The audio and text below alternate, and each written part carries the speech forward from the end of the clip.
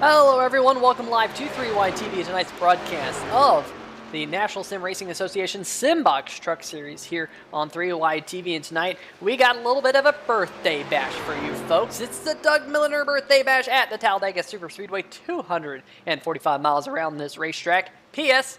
Thanks for the host. We're going to get a quick word with Doug Milliner here in a second. But I'm Peter Short, and joining me in the booth here tonight is Drew Eisenman. And Drew, great to be here at Talladega Superspeedway. Should be a fun one here tonight. Yeah, absolutely. It's always one of my favorite sim races to watch is Talladega. It's always just so entertaining, so much action. There's very rarely kind of the everyone get in line single file stuff that you see in real life. I expect these guys to be going all out, all race, trying to grab this relatively long race here at Talladega. We got 98 laps. I'm sure most of that will be action-packed, and I'm just really excited. I love Talladega, specifically watching it. Racing, not so much, but it's going to be a fun one to watch for sure. Yeah, absolutely. Going to be a fantastic race here tonight. These Simbox Truck Series drivers have been putting on a show for us all season long, and I'll tell you what, I'm sure they will here tonight as well. You're looking at the fifth fastest man in practice right now. That is G.J. Boydell in the number 014. Very, very quick. We got a bunch of cars currently on pit road, kind of just waiting for the race to start here in a little bit to go down into the practice session. But we're just going to see if we can get a quick word with the birthday boy here tonight, Doug Milliner. Where is he? There he is. Hey, Doug Milliner, 3Y TV booth, Peter Short here. Happy birthday, bud. Thank you. I'll tell you what, great to see a race named after you. That's pretty darn cool. Of course, with tonight being the Doug Milliner birthday bash, 245 here at Dega. But I hear you have some keys to the race. In fact, not just your keys to the race. They're the Larry Mack keys to the race. So let's hear them, Doug. The keys to the race here at Talladega is you got to find a dancing partner. You're going to find multiple dancing partners throughout the race. Your girl to start may not be around for the finish, so you got to take care of yourself and take care of your partner so they can take care of you at the end of the race. And don't forget, the start-finish line isn't right in the middle of the tri-oval like we have at Daytona. It's about 400 yards towards turn one. Should set up for an exciting finish like we've seen here in the past. Absolutely. That is your Larry Mack keys to the race, Doug. Happy birthday. Good luck here tonight. We're looking forward to watching what you can do here tonight. Of course, you won back at Daytona. Can you go 2 for 2 on the Super Speedways? We'll have to find out. Best of luck, Doug. All right, thank y'all. Y'all have some fun up there broadcasting, and hopefully we put on a good race for you. Yeah, absolutely. We'll let Doug Milliner get back to his gig that he's got going on. But I'll tell you what there, Drew. He does a pretty darn good Larry Mack. Yeah, if I didn't know that wasn't Larry Mack, I would have thought that's Larry Mack. The only thing we were missing is a Jamie Mack Murray. You know, we that's about it. I think other than that, Doug nailed it.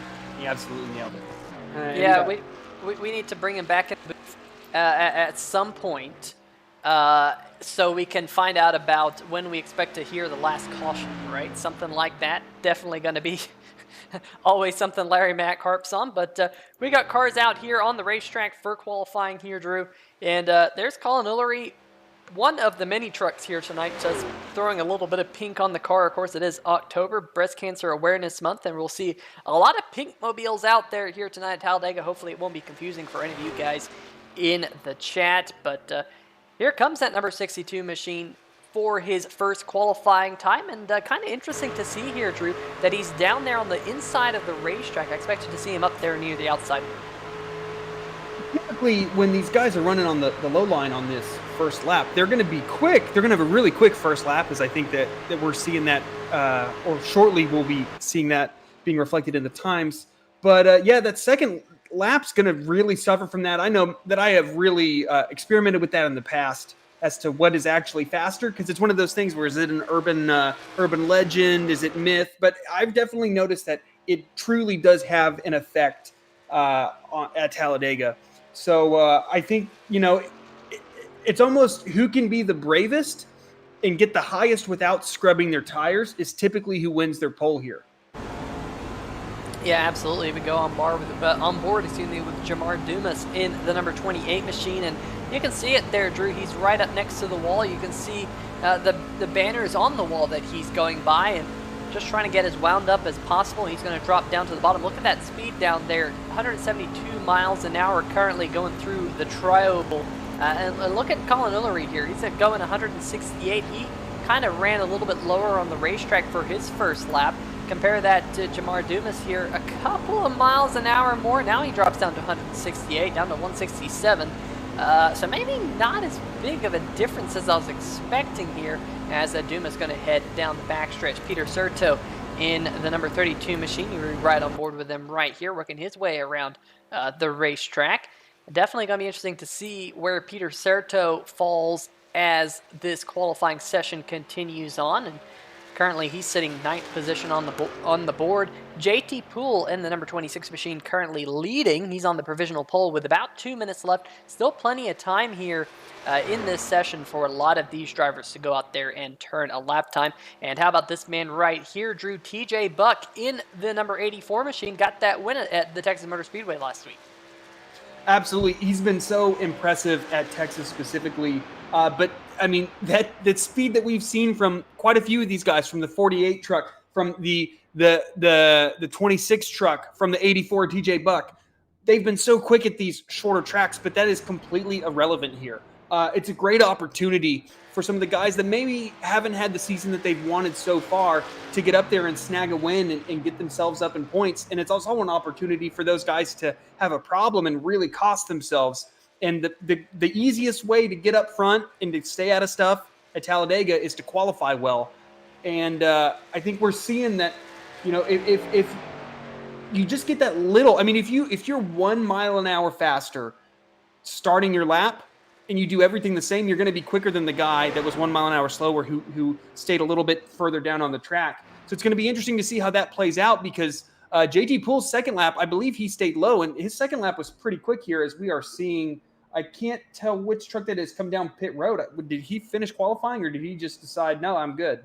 Yeah, that's Michael Mooney. He's currently sitting 3rd place on the board. I think just trying to get a little bit of pit road practice in, Drew, because you and I know that might be important here tonight. Getting on and off pit road, you can win or lose a race here at Dega by how you get onto pit road. You don't want to speed first and foremost, but secondly, you don't want to overshoot your pit box. These trucks on super speedways have a very different brake package than a lot of the other tracks that we go to.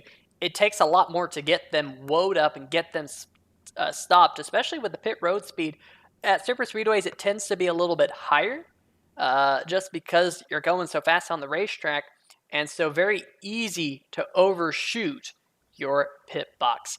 Meanwhile, the qualifying session has come to a close. We'll have to check up on the point standings here in just a little bit, but what we're going to do is go down to tonight's starting lineup, because I'll tell you what, it is going to be a good one here tonight. Starting on the pole is going to be the number 26 machine of JT Poole. Jordan Chepler starting to his outside, and we do have to mention that number 26 machine, folks, when he finally gets out there on the racetrack, he doesn't. Oh, there he is. Just pop it in. He is your Sim Racing Shirts Pole Award winner. So a little bit of a Ricky Bobby throwback there in that number 26 machine. As always, typically we see him in the Wonder Bread machine, but now got the Cougar on the hood, the Me machine. We'll have to keep an eye on just how good of a race JT Poole has here tonight in that mobile. But going back to the grid, on row number 2, the number 88 machine on the inside, we saw him do that practice pit stop a little while ago. Joshua Sobel in the number 30 machine will be on his outside on row number 2. On the inside of row number 3, we have the number 49 machine of Mitchell Adams. Mitchell Adams right there with GJ Boydell. We saw him in qualifying and in practice. That 014 machine will be starting from the 6th position behind them. On the inside, a man who's been very, very fast this season, the number 48 machine, Max Grafix Chevrolet of Matt Cherry. James Lorello in the number 9 Looking for win number 3 on the season, he'll be starting from the 8th spot. On row number 5 on the inside, last week's race winner, the number 84 machine. New paint scheme this week, going a little bit pink for Breast Cancer Awareness Month, and that number 84, and starting alongside him, another driver got pink on that machine. That's Andrew Himmelman, starting from just inside the top 10 there, Drew. And with pink numbers on that 62 truck will be Colin Ullery starting P11, and on his outside will be the 18 of Corey Sommer. Behind them, Robert Dudley will be starting 13th. On his outside, Ben Adams in the number 5 truck will be starting 14th. Tim Hammond in that 25 will be on starting 15th, and Peter Certo in the 32 will be 16th. And then towards the end of the actual qualifiers that decided to take times is Paul Bilson in that 51 truck starting 17th, with Jamar Dumas in that 28 truck starting 18th. And that is an incredibly bright pink and purple 51 truck there on screen. And then going another row back, the 33 of Jeffrey Johnson Jr. with... hey, Drew, you're starting in 10th, but good job. Apparently, I must have joined the wrong thing. That's okay. The 999 truck of me, which is not actually starting. I did not join as a spectator, which is why I couldn't see qualifying. That makes sense. The 50 of Bill Edwards starting 21st, with Jeff Price starting 22nd. Nathan Maurer starting 23rd, with Doug Milliner starting to his outside in 24th. Joey Doucette in 25th, with Ben Mashburn on his outside. Justin White in 27th. Ray Heilig on his outside in 28th. And then Brian Bradley in the 16 truck starting P29, and then Chris Darling all the way back in P30. Yeah, definitely going to have to keep an eye on Chris Darling working his way through the field here tonight. Aaron Mack in the number 35 machine will be starting on the inside of row number 60. Nicholas Bradley in the 40 to his outside. Matt Vanderkoy and Doug Neal on row number 17. You see them right at the back of the field, and that is the 34 car grid minus Drew Eisenman, who sits alongside me. Drew, definitely going to be interesting to see how that 999 machine does here tonight, but don't think it will go all too far. But the pace car here going to head down pit road. Race is going to be in the hands of the number 26 machine of JT Poole. Truck heading down pit road. We're about to go green flag racing here at Talladega. We'll be 175 miles an hour next time by, and it will be a fantastic show here tonight. The 26 brings us down. Jordan Scheffler in that number 13 machine. What can he do here tonight? We're expecting a good race here. Lots of green flag racing because the green flag is in the air, and we are underway here at Talladega. Good jump there by that number 26 machine. But I'll tell you what, Drew, he might have gotten out to too big of a jump there because he got quite a few truck lengths over the rest of the field. You can see them just closing in. Let's see if the number 88 machine here going to make a jump to the outside. He does. Look at the 13 machine of Scheffler down there on the inside line. He's going to jump out of this one. He's just going to drop to the back, but up at the front, we're almost 3 wide. We are 3 wide for the race lead going off into turn number 3. Absolutely. We saw the 13 truck win the pole last week, only to have a big incident early on that luckily he was able to recover from, but really wasn't able to compete after that unfortunate deal. And that almost happened 2 weeks in a row as he gets in all sorts of trouble there on the backstretch, able to save that truck, though, as we see the 48 of Matt Cherry on the outside of 3 wide, kind of falling back to the pack. I wonder if he just kind of saw what happened to that 13 truck and decided, nah, let's kind of back out of this. Let's calm down quite a bit, as actually the field's kind of more calm than I was expecting this early in the race. Normally, guys are really trying to jostle, get up there. You get really excited here in the early laps of Talladega, but kind of calm down. Most of the top 10 is single file, with only 3 rows being side by side, as that 26 truck of JT Poole started on the pole and kind of has a solid lead, and it doesn't look like Mitchell Adams behind him is really looking to challenge him at this point. And you're right on board with the birthday boy himself, Doug Milliner, who's dropping back in the pack all by himself up there on the high groove.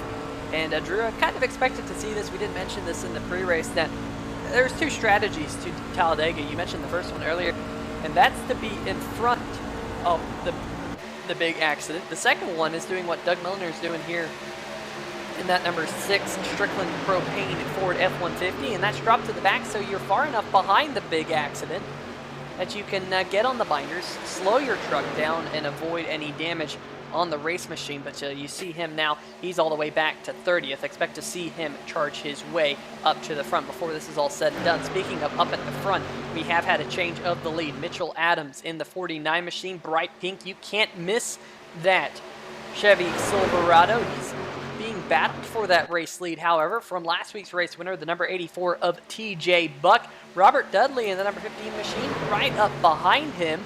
And here comes Tim Hammond, as well as Michael Mooney. Joshua Sobel on that outside line. Kind of 5-6 trucks on that outside line, kind of getting formed up. That inside line only 4 trucks, and Drew, that will give that advantage to that outside group. Absolutely. Just as I say, these guys are calming down. They decide to go too wide throughout the top 10. And the 26 truck already kind of shuffled back to third. Essentially, I mean, this time last lap, these guys, the 26 truck was out front, and now he's second back on the inside line with, I mean, really nowhere to go to try to snatch that lead back. You kind of, based on what these guys were doing, we saw them kind of calm down, and then just a lap later, they're rearing to go again as that 49 and Mitchell Adams. It's going to be interesting to see. Oh, that's quite a moment for the 26 truck. It's going to be interesting to see, the two strategies that we talked about earlier, going to the back or trying to stay up front. I know that I have had success doing both. It kind of seems almost random which is going to work better that race. It just kind of is a chance skill roll of the dice, so to speak. So we'll see as the 25 truck looks to be in a little bit of trouble there on the outside with no real draft partner out there. I think Matt Terry's going to try to pick him up. We'll see if they can get this third lane going, because these guys on that outside, they're kind of not. 84, pretty aggressive, trying to cut back down a little bit in front of these guys that we're looking at 3 wide at the tail end of the top 10 here. I think it's going to be interesting to see if this third lane can be a viable option, and this is the time to test it out. Is early in this race, if you fall back a little bit, no real harm, no real foul. So, see if this is going to work for these guys, and see if this is something that maybe you can utilize later in the race. All right, folks, hopefully we can get things back rolling here. Let us know if there's any further problems. And it looks like a little technical gremlin there. Not 100% sure why, but let us know if there's any kind of stuttering or anything like that here tonight. And, we got Nicholas Rees in the chat. We got Tana Himmelman in the chat as well. Rich Sobel, Jeff Wyatt. Folks, let us know if there's any kind of connection gremlins here going on. Looks like possibly just a little bit of some technical issues. Not quite sure if that's on my side or YouTube's side, but hopefully things going okay. Some slight buffering issues perhaps. So let us know if everything is okay here on Rewind TV. Meanwhile, up at the front, that number 49 machine, Mitchell Adams, continues to lead. JT Poole is in the second position. Nicholas Rees freezing up just a little bit, buffering. Well, we'll have to, we could see if we can try something here in just a little bit. But for now, we'll see if it clears up. If it doesn't, let us know. But the 49 machine of Mitchell Adams continuing to lead. JT Poole in the 26 machine, sitting in the second position. James Orello in third here, Drew. Yeah, the top 5 have pretty well settled down here. As again, I wonder if this is going to be a thing we're going to see throughout the race. These guys kind of settle down, get single file, get kind of strung apart a little bit, and then when we see these guys try to draft back up with each other and kind of get more energy in the field, if we're going to see these guys then go side by side again, as that 26 truck is being a heck of a pusher for Mitchell Adams and that 49. They're in first and second positions. As this is one of those things where you kind of figure out early on who you're comfortable pushing and who you find is a good pusher, because you're going to be looking for those guys later in the race that you're like, okay, this 26 truck can push, right? As we are seeing down the backstretch. he is going to be a guy that you're going to want behind you later in this race, because he definitely feels comfortable and seems to be aggressively drafting in a responsible manner that's providing a ton of energy for those front two. And it's really working out well. I don't think that with the way that 26 truck is drafting the 49 of Mitchell Adams, that there's really any option for any of these guys to get up there, because they're booking it there in first and second place, Pete.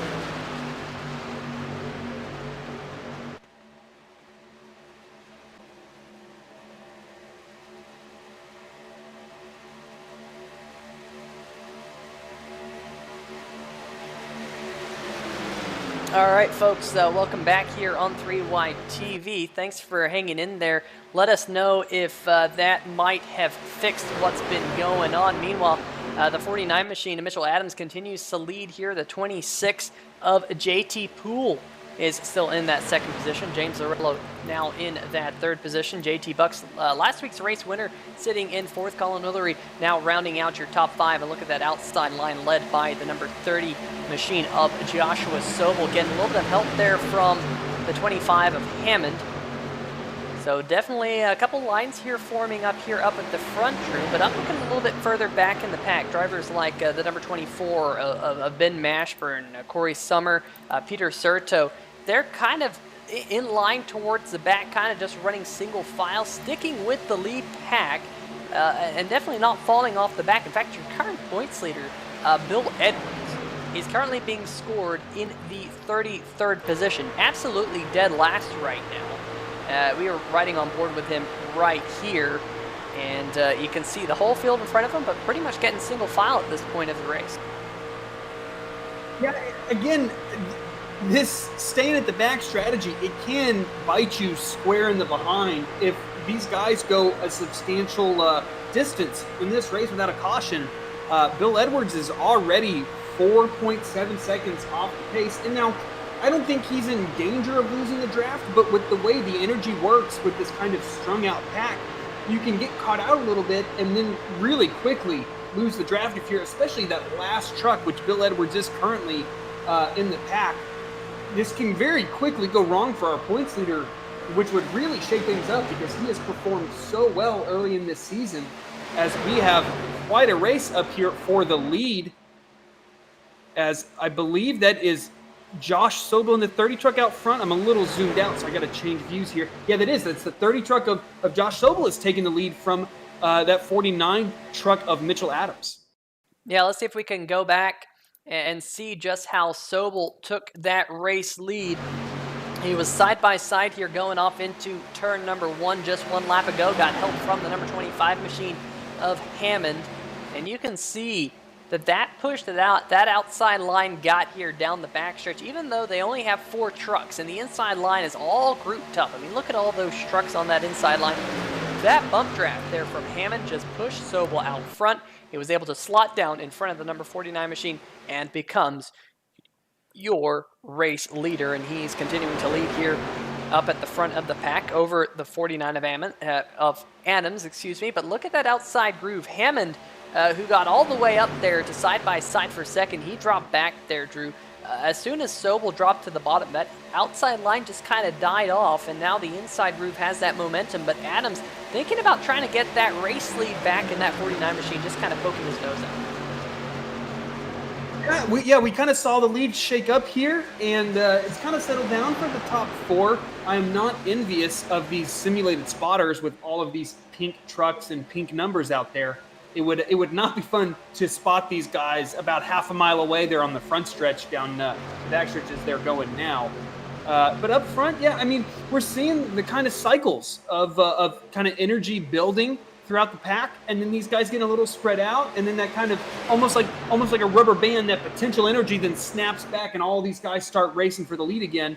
And we're just kind of seeing that expanding part right there. Is we do have quite a bit of racing side by side there back in the pack, which typically the reason you go towards the back is, as you kind of see it in the background there.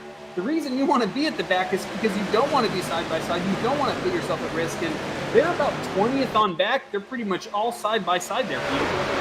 Yeah, you can see that back half of the field all side by side back there. Definitely interesting to see that, like you said, Drew, because, you know, like you mentioned, that's kind of where you want to be. That's kind of the safe haven you'd expect. You wouldn't expect that back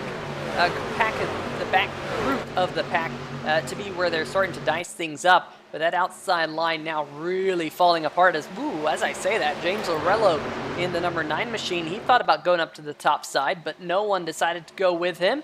What about TJ Beck? Oh, we're all headed down pit road. How about that, folks? Joshua Sobel in the number 30 machine going to come down lap number 16, and that's hot. He came in really hot, smoked the tires just a little bit, and this is a huge gaggle of trucks on pit road here, Drew. I expect to see a lot of 2 tires, maybe just fuel only at this point of the race. No 4 tires I would expect to see in most of the pack. Meanwhile, we do have some drivers staying out. Drivers like Lorello, Hammond, the 014 of GJ Boydell, Matt Cherry, Jeff Price.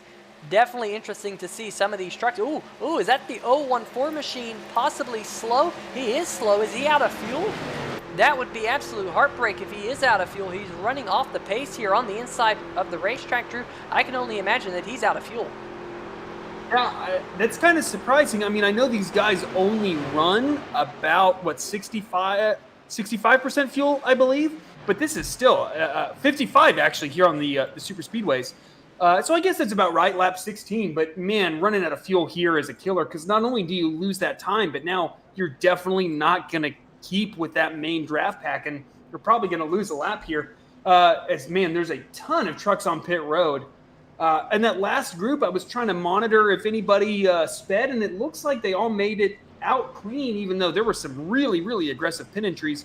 Although the 49 truck did miss his pit stall just a little bit and had to back up, and we'll see if that costs Mitchell Adams any time here, as now we're seeing this 014 truck on pit road. We'll see how much time this is costing Boydell, as now we're on board with Matt Cherry in that 48 truck. Looked like he had a pretty clean pit stop as he's kind of leading these. I think he's leading these guys. We have a caution. I saw it briefly. There was a car in the wall. Gonna have to try to figure out who that was, who I had seen go around. It happened going off into turn number 1. I'm trying to see who that might have been. Still trying to see who that was who went around. It was one of the pink cars that had gone around. Let's see if we can figure who it was. Of course, there's a couple of the pink cars here tonight, and I believe we finally figured out who it was. It was Ben Mashburn in the number 24 machine here, Drew, coming off pit road. Trying to get on the power, trying to get up through the gears, and possibly just got on the power a little bit too much, and it just went up the racetrack. Maybe he shifted down when he meant to shift up. That would be a money shift, but he spun up the racetrack. Caution flag is out here just after lap number 19. Let's see if we can get one more look at that. Let's see if we can go on board and see possibly whether or not that's what we would call the money shift here, coming out onto the racetrack, going up through the revs, and yep, that's the money shift. You can hear that RPM, you can see the tack peg too. He must have shifted down into second gear when he meant to shift up to fourth, and unfortunately for the number 24 at Mashburn, turned around on the front stretch here to bring out the first caution flag of the night. But Drew, for the whole field, they were just on pit road, so I don't expect to see them down at all here. Yeah, I think it actually worked out for everybody. The pit cycle had just about completed. I think the only guy who's a lap down is the 16 truck of Brian Bradley, who is on pit road currently and has quite a bit of left front damage. I don't know that I saw or we saw what happened to that 16 truck, but I think everybody else, including Ben Mashburn, actually is going to be fine with this caution. They're not going to basically lose a ton of track position, as we're seeing the 14 of Jeff Price come down pit road. This is interesting. With how short this pit window is, I think this could make a significant difference in the way that you can play your strategy out. I know these guys just came down pit road, but if you were one of the first trucks to pit on that first round, that first lap of pit stops, now you're gaining almost 2 laps of fuel. So that's going to kind of open up your strategy a little bit more. And I mean, percentage-wise, that's huge because these laps are just so short. Rather, these fuel runs have such few laps that it's really going to help you kind of be less boxed in with what you have to do. Because that certainly can happen if you pit early, and now you're forced to pit early every time, and then you can get caught out by one of these cautions, which definitely is more likely to occur. As we're looking at this 24 truck, I don't think his damage is too bad. I know the sim is far more forgiving than real life tends to be, and he didn't make too bad a contact with that outside wall. I think he'll be okay. As now we're looking at the 40 truck coming off of pit road of Nicholas Bradley. These guys, it's going to be, I think their hand is a little forced, right? By coming down pit road, I think you kind of need to stay at the back here, though. I think when you start trying to push your way up through the field, that's when you get that risk. It's when that risk really, really, really increases, and you put yourself in position to where if there is a big wreck, likely you're not going to be able to avoid it. You either want to be at the tail end or at the very front, as Josh Sobel in that 30 truck is right now. Yeah, definitely that number 30 truck here pacing around under the first caution flag here tonight. And let's see if possibly we can get a quick word with Joshua Sobel and that number 30 machine currently leading the way around the racetrack. Let's see if we can drag him up here into the 3-wide TV booth while the pace car lights are still on. Joshua Sobel, Peter Shorten at 3-wide TV booth. Hey, buddy, how's it going? I'll tell you what, good start for you, man. You're leading the race. I was just waiting for someone to make the high line work, really. I don't really like the low line, so I kind of want to stay like that mid-high line. So as soon as I saw Tim take the high line, I knew we were going to get going. So trying to get up here first so I can stay away from all the wrecks. Well, definitely a great place to be to avoid all the wrecks. We saw a good green flag run there, green flag pit stops. How important is it for you to get on and off pit road here tonight? Oh, extremely important. Tires aren't really much of a concern. It's all fuel, so making sure you get clean in, clean out, it's going to be important. Well, you definitely had one of the best stops under that first round of pit stops because you were the fastest on pit road out of the entire field. So definitely a great job to you and your crew, but the pace car lights are off. You got your dad watching you in the chat here as always here on 3Y TV, so we'll let you give him a big shout out before we let you go. Yeah, thanks, Dad. I appreciate it. I'm bringing it home. All right, well, folks, that is Joshua Sobel. Joshua, just to make sure you are going up into the Revolution Motorsports channel, is that correct? That is correct. All right, just want to make sure he goes to the right spot because Talladega, Drew, is so important to be placed with your dancing partners here at Dega. Yeah, and it's almost strategy-wise, right? Like, you definitely want to be in communication with as many guys as possible to ensure that you're not going to kind of get left out of the pit cycle, or that when you guys make a move, you're not going to be hung out with nobody working for you. I know you and I in the past have both done really well with that as teammates, and also not so great as teammates, maybe by not pulling off a pit stop quite as smoothly as we would have liked. But right, like I think maintaining that communication with your teammates is so important, and it's just so important to have teammates, right? And Revolution certainly has enough guys in their channel right now to where they're going to be able to coordinate. That's a huge benefit for them. And then the guys that aren't able to do that, they're going to be at a huge disadvantage just because other guys aren't going to know what they're doing. They're not going to be able to tell, hey, let's make a move on the high side. Hey, we'll go low on this guy now. Let's kind of work our way through the pack very systematically. And the guys that can do that typically are the guys that win here at Talladega. You know, I was really interested to hear from Sobel that he doesn't really like the low line. He wants to be up there on the high side. And that's how he got to the race lead. Of course, as soon as he got to the race lead, he jumped down to the bottom side of the racetrack in front of the leaders. So definitely interesting to hear that from that number 30 machine. We'll see if he migrates up to the top side as this race goes on. But the good news is the pace car has migrated to the pit road, So we're about to go back to green flag racing. Race in the hands of that number 30 machine. We'll jump on the starter cam, wait for that green flag to fly here. And we will be back to green flag racing, working lap number 22 here at Talladega. And whoa, look at the 77 of Doug Neal jumping out near the back of the pack. That number 77 machine, he is on a mission as they go off into turn number 1. We'll see what's going on back there with Doug Neal, trying to go 3 wide on the outside of the number 40. That's a battle back there for about the 20th position. Nicholas Bradley in the 40 truck has a little bit of front end damage right behind the number 24 machine of Ben Mashburn, who also has a little bit of front end damage. But Drew, this is going to be important for these drivers in both the 24 and the 40 to see if they can hang with the draft after both receiving a little bit of front end damage. As back up at the front, Joshua Sobel continues to lead. It's going to help if that 24 truck isn't starting Tail and Charlie on the field. He's starting mid-pack, so he's going to be able to have a little bit of leeway trying to figure out that truck and getting it up to speed. This is when you're so susceptible when you have damage. It's just trying to make sure you can get up to speed in a competitive manner relative to your competitors.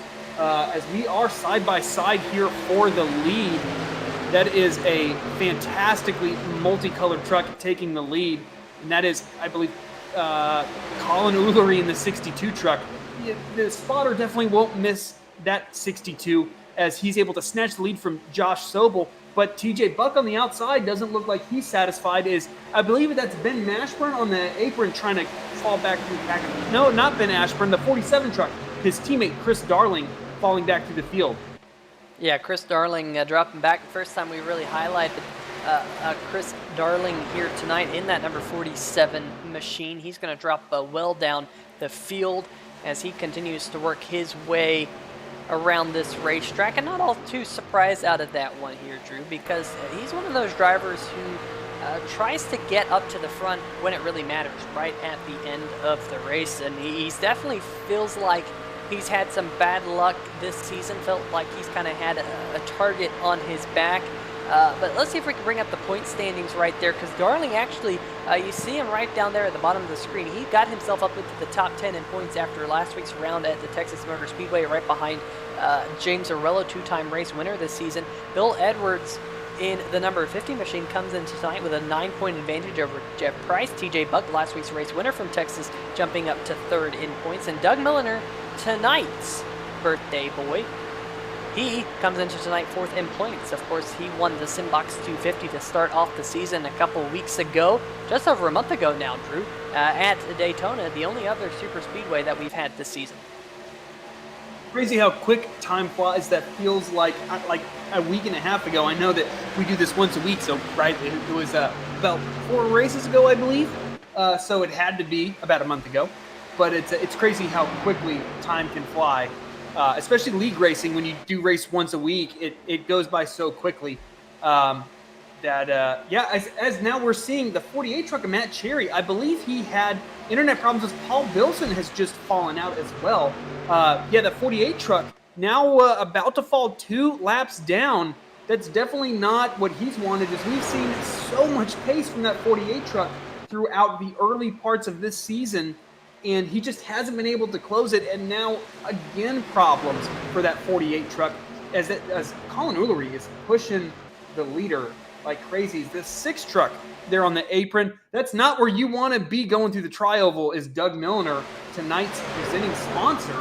In fact, let's see what happened off of turn 4 here. A little bit of a blink maybe, and then all of a sudden, I think that's probably he realized he was blinking, took evasive action in consideration of the guys around him, and just got to the apron. But being on that apron through the tri-oval can be really, really sketchy. So he definitely wanted to get back up onto the track as soon as possible. Yeah, absolutely. Also, the number 16 machine of Brian Bradley is currently a couple laps down. So we are down to just 30 trucks on the lead lap. Paul Bilson currently 4 laps down and not on the racetrack. We also saw David Visser in the number 69 Mobile not start the race here tonight, but look at that number 15 trying to make a move. That, of course, is Dudley in that Toyota Tundra, trying to work his way up on the high line. Doesn't have all too much help, but look at the number 5 machine of Ben Adams trying to get up to his back bumper. We saw a quick shot there of the number 5 truck, and there is Jeff Price as well in the yellow, blue, and black machine. And here comes a 25 right behind Ben Adams, just like that, Drew. We were saying, oh, we're just got a quick flash of the number 5 truck, no big deal. Well, now he's gotten himself all the way up to the front, battling for the race lead. I thought they might go with Dudley. They said, nah, we're just going to go to the top side and make this too wide for the race lead. Yeah, it's interesting to see. We're going to see how well can 2 trucks be competitive. It certainly seems like it thus far. They have made up a ton of ground. I think that this is really going to hurt them, having that 15 truck kind of force them up the track where they're not going to be able to try to kind of, put less wheel into it and kind of ease the truck through the corner. As now that 15 is going to be able to fall down to that inside lane, so now it's going to be too wide. How long can these 2 trucks just really pushing each other? Number 1, stay competitive. And number 2, how long is that 25 going to be able to push Ben Adams? Because I know in the past, you're going to have some overheating problems if you stay really, really tucked up under the guy in front of you. I wonder if that 25 before too long is going to start seeing that temperature gauge start creeping towards the red, and then you're compromising the future of your race, because you can really quickly go from, okay, it's a little hot, to all of a sudden your engine's gone. Yeah, and that's why we were riding on board with that number 25 machine to see if any of those dials were ready. However, they were not, and now Ben Adams will get to the race lead with that help from the number 25 of Hammond. So very, very impressive, that outside groove. And now the outside groove, trying to form up once again with TJ Buck and the number 30 of Joshua Sobel. Can they get themselves back up to the front? So all of a sudden, we're kind of seeing a little bit of leapfrog here for the race lead. I think what we saw with the 25 and the 5 truck is, if you have an aggressive pusher who knows how to manage that, I think the outside lane looks to be a little stronger. It's just going to take kind of a more aggressive posturing by that second truck in line, and the willingness to kind of get really, really up underneath that lead truck on the outside lane. And on it, they can be a little risky early in this race, as the 25 truck making a move for the lead, cutting back to the outside in front of TJ Buck in that 84 truck.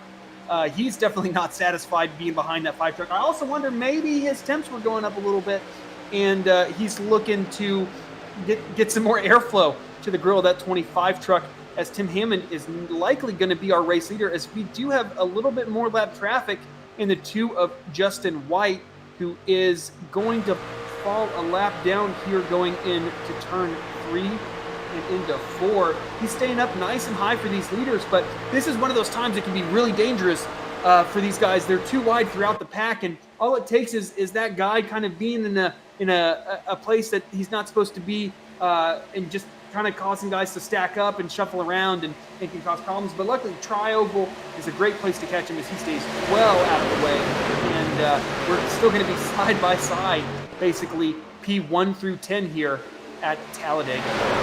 Yeah, great to see this all right up at the front of the field, but for now, the number 25 and the 5 continue to battle for the race lead. Now, folks, one thing that I'm keeping my eye on is the possibility of pit stops. We're probably only about 3 or 4 laps away from more pit stops, and these guys coming back down pit road as the field getting around the number 16. That, of course, driven a little bit further back in the pack by Brian Bradley. Bradley going to fall 4 laps down in that truck. Justin White in the 2 machine, he is currently in the Brookside Animal Hospital lucky dog spot if a caution flag was to come out. Of course, under the first caution here tonight, we did not have, the Brookstone Animal Hospital lucky dog award winner. I do apologize. And we didn't have one under the first caution flag because no one was a lap down at that point, but that number 2 currently in that Brookstone Animal Hospital lucky dog spot. We'll have to see whether or not he can get back on the lead lap, but back up at the front, the 25 of Hammond. But here comes a move from the 84 of TJ Buck. Yeah, that move by TJ Buck, it almost like caused the outside line to disintegrate almost, and there's not a lot of energy out there, not well formed up. And Matt Cherry, who I definitely anticipate him being aggressive, trying to get a lap back the old-fashioned way, by getting by these guys. It's so hard to do as a lap truck here at Talladega is to maintain the lead out front. It's almost easier if you have speed at the shorter tracks as he cuts it back down. Aggressive move by that 48 truck trying to get in front of, still maintaining the lead, the 25 of Tim Hammond. And good run there by Joshua Sobel in the number 30 as well to try and get up there. Remember, the 48 machine right there, the Max Grafix of Matt Cherry, he's multiple laps down, and now he's going to drop back just a little bit. He was trying to get one of his laps back the hard way. For now, Tim Hammond and Joshua Sobel will be 1-2, the third car in line. That 48 we mentioned, a lap down, and then you have TJ Buck, Ben Adams. That's why if you look at your top 5 trucks, they're not necessarily the top 5 there on the left-hand side of your screen. Colin Ullery there in the number 62 is just inside the top 5, and they're side by side right behind him. That's the number 15 of Dudley and Michael Mooney doing battle.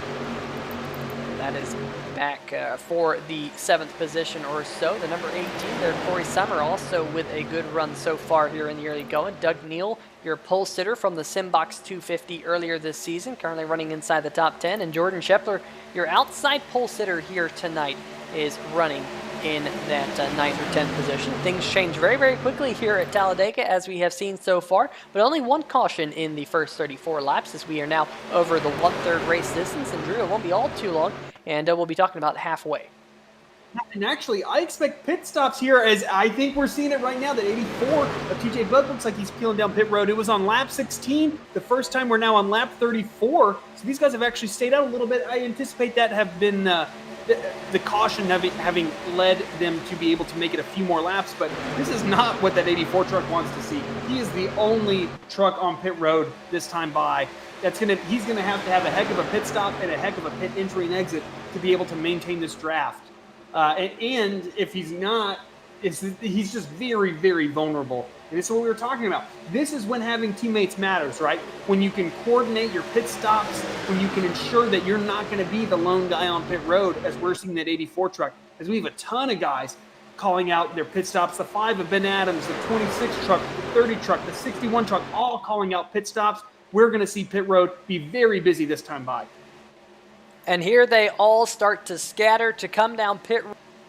Looks like your race leader stays out. Ooh, look at the 18 machine locking him up there a little bit further back in the pack. But it looks like everyone going to get in pit road nice and neatly, led down by the 48 mobile. He is 1 lap down, Matt Cherry. Joshua Sobel there in the number 30. He had a fantastic first pit stop under green flag conditions. And here comes your pole sitter, the number 26.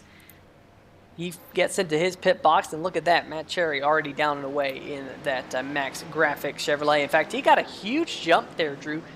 Kind of uncharacteristic of the rest of the field with that big jump, because he's got no one to help him. Look at that big gap to the cars behind.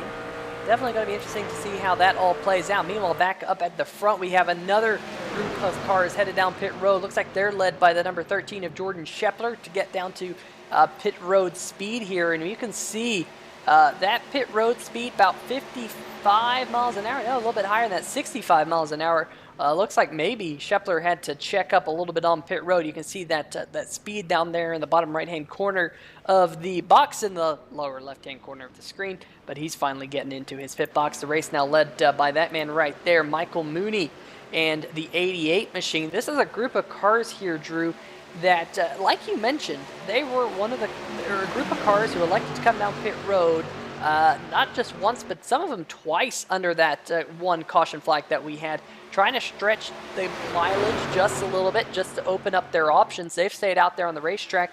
I expect to see most of these trucks on pit road this time. Yeah, as we kind of mentioned, it kind of opens their strategy up just a little bit. As man, these guys, it's interesting to see how aggressive some guys take pit road entry and exit, and how conservative others take it. As now we're seeing that 14 truck, and now we're back on the number 9 of James Lorello. I believe this is the last group of trucks that has stayed out, as now we are looking at the 77 of Doug Neal and that Simbox Chevrolet Silverado conducting his pit stop. And this is a long stop, Drew. I'm not sure what's going on here, but Doug Neal has been sitting in his pit box for quite some time. Not sure if this is an egregious speeding penalty or not, but it could be day done for Doug Neal here. It's so easy to get lulled and just to braking a little bit further than the guy in front of you, and then you get a 40-second stop penalty. I know I've had it happen for sure, where you're like, nah, I can brake deeper than the guy next to me, and you certainly can't. And you blow the entry of pit road speed-wise, and then it really feels like day done for those guys. Man, these trucks coming off of pit road here on the backstretch, yeah, this is quite a bit of traffic. We're essentially 4 wide going into turn 3. Are these guys going to make this work? That is really touch and go there. But a heck of a job by these drivers to kind of keep everything under control. Going back to that 48 truck and why he was so able to get such a big advantage out there, I believe he took fuel only this time. Not surprising, that 48 truck doesn't have a ton to lose, right? He's just trying to get up there and get one of his 2 laps back. And so we'll see how that strategy works out for that 48 truck, because now we're seeing the last guys have decided to pit. How is this going to fare for them? It's not great. It's going to take them quite a while with that number 9 truck of James Morello leading that group off of pit road. If he's able to maintain this lead pack, it's going to be at the very tail end of it. And this is what green flag stops can do. They can really pull that front pack apart and really kind of make this almost like reinforce the long green run nature of this race. Actually, these guys did a pretty good job, in my opinion, of maintaining a fairly large main pack in spite of those pit stops, because you can't have guys like the 48 truck that take fuel only. You can't have guys that take 2 and then the other guys that take 4, and that can really pull the field apart. But these guys have stayed pretty close together as now they're approaching the 16 truck once again. Yeah, the number 16 truck definitely off the pace. We're right on board with the birthday boy himself, Doug Milliner. Has a little bit of connection issues there. That's the reason for all that smoke that was just thrown up in front of this number 6 mobile. Strickland propane on the hood of this Ford F-150. Propane and propane accessories for Doug Milliner here on his birthday. And he's going to get by that slower number 16 machine, and he's going to see if he can draft back up to the pack. I think he's in a good position here, Drew, to do so. Yeah, absolutely. I absolutely agree with that point, Pete. Out front, I believe that is Chris Darling, who we saw fall back only, it feels like 10 laps ago, and I'm sure it was certainly more than that. But not too long ago, just decided to bail on the main pack down the backstretch. Now he is leading here at Talladega, as I believe that's the 88 of Michael Mooney that they are lapping. And that's certainly not the day that 88 truck wanted to see. And this is what can happen. If you make just the slightest mistake on these pit stops, you can very, very quickly, number one, lose the draft, and then you're 2-3 seconds a lap slower than the main field, the main pack, rather, and then you quickly get lapped. As now we're seeing that 13 truck challenge on the outside of these leaders. Yeah, getting word that both Michael Mooney and Doug Neal both had speeding penalties on pit road that cost them about, folks, 40 seconds. You compare the pit stops of drivers like Chris Darling, who had an 8.7 second stop. Michael Mooney, 48.8 seconds. Doug Neal, 45.2. So just like a knife in your side there, that pit road speeding penalty. Both of those drivers are now 1 lap down. The good news is I think the number 88 machine as of right now of Michael Mooney would be in the Brookstone Animal Hospital lucky dog position. We'll have to keep an eye on that as this race goes on, closing in on the halfway mark here in tonight's Doug Milliner birthday bash. 2:45 here at Dega. It's Dega, folks. Hope everyone in the chat here tonight is having fun. Garrett Gleason jumping in says, brings me back to Total Nonstop Racing 2005 with the Strickland propane and propane accessories number 6 of Doug Milliner. Absolutely, G. I remember back in the day, King of the Hill was, it still is, what am I saying? Fantastic show. Mitchell Snare rooting on JT Poole in the chat. Of course, Rich Sobel rooting on the number 30 there of Joshua Sobel. Sobel now just inside the top 10, back in the 9th position. He's led a couple of laps here tonight. And Rich saying, take your time, son. Almost halfway. You've got time? Yeah, still plenty of time here at Talladega, but we are still side by side for the race lead. Chris Darling get an absolute shove down that backstretch from the number 48 of Matt Cherry. Remember, he's currently 2 laps down in the 31st position, and Drew, it's like we've seen all season long. That number 48, so fast, and just seems like he has bad luck, gets in a bad situation, and doesn't seem to ever end up with the finish he deserves. Yeah, he certainly hasn't lacked aggression, and honestly, that would make me a little nervous if I were the 47 truck, because quite frankly, the 48 doesn't have a ton to lose.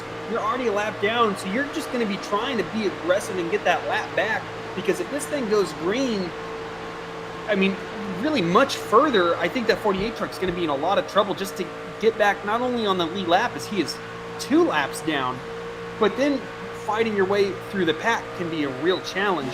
So he doesn't have a ton to lose, and the 47 of Chris Darling has quite a bit to lose at this point, but the 48 is kind of being so aggressive that it's actually kind of pulling these top 3 just a little bit, just about a truck length rather, away from the rest of these guys. Is now that I say that the 28 truck closes in on them, but we're seeing these guys get a little more aggressive with how close they are to the trucks in front of them through the corners, and that can so quickly, it takes just a little bit of not even a misjudgment, but netcode can happen so easily here at Talladega, where you don't actually touch the truck in front of you, but the game thinks you do, and it can cause a huge wreck.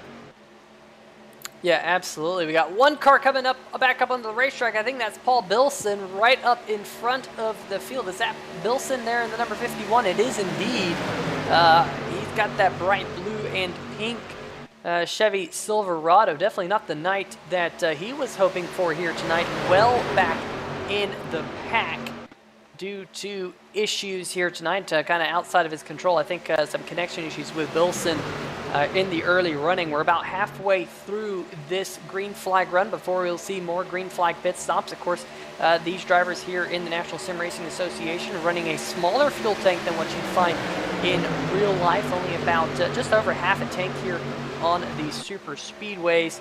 Definitely gets them down pit road quite a bit more. And one thing I was expecting, Drew, was the field to kind of be spread out. You know, typically you see that at these super speedways, that the field spreads out when you have lots of green flag pit stops. But we're seeing a fantastic lead pack here still, as now we are about 3 laps away from the halfway distance. Yeah, I agree, Peter. I was definitely expecting these guys to get pulled apart more by pit stops, but these trucks do punch a big hole in the air, and the draft effect typically is amplified by the shape of these trucks. And so, I mean, maybe that has something to do with it. Maybe these guys are just really close on their abilities to get on and off of pit road. Even though we saw that 48 truck get a huge lead off of pit road and then kind of dragged everyone back up to him and kind of pushed him back into the rest of the guys on and off pit road. So we're seeing quite a few connection glitches. We've seen quite a few guys both disconnect, and then that kind of really scary smoke that you see get thrown up, especially if you're towards the back of the pack. That really scares the crap out of you, seeing that smoke, because you just assume that that's a wreck.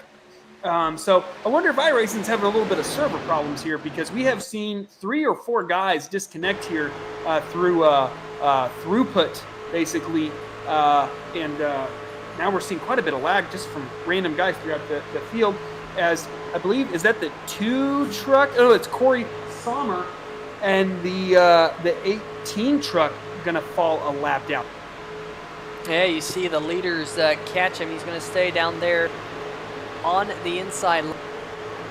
And you see all of them going around him. We look out front. He's doing what he can here, Drew. And I know you and I have talked about this in the past, that if you're one of the lap trucks, if you go up there on that high line, there's a likelihood that the field will literally just drive on by you and leave you in the dust. So he's kind of sticking down there on the low line and letting everyone go around him. 3 wide there up in front. That's the number 13 of Schepler on the high line, making it 3 wide there. Is Mack in the 35 there, ducks below the yellow line. And that's what the 18 machine's doing. He doesn't want to be left behind. He wants to stop the bleeding, essentially, in that number 18 truck. He falls a lap down to your race leaders, but he's still got plenty of time to get the Brookstone Animal Hospital Lucky Dog Award here with just 50 laps to go. Very tight there. TJ Buck, almost contact there between the 18 and the 84. They're just going to have to settle this down just a little bit. You're seeing a couple of trucks possibly get a little bit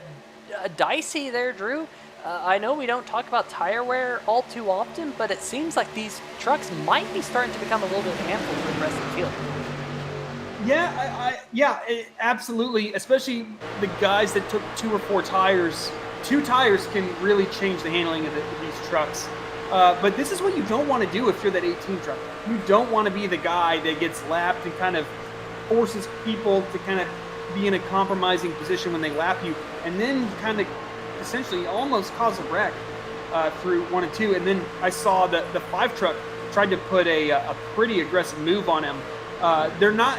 I think guys are going to be willing to work with you if you're a lap truck, but when you make those kind of moves, they're going to be a lot less likely to. It's a little dicey there between the 7 truck and the 62 of Colin Ulrich.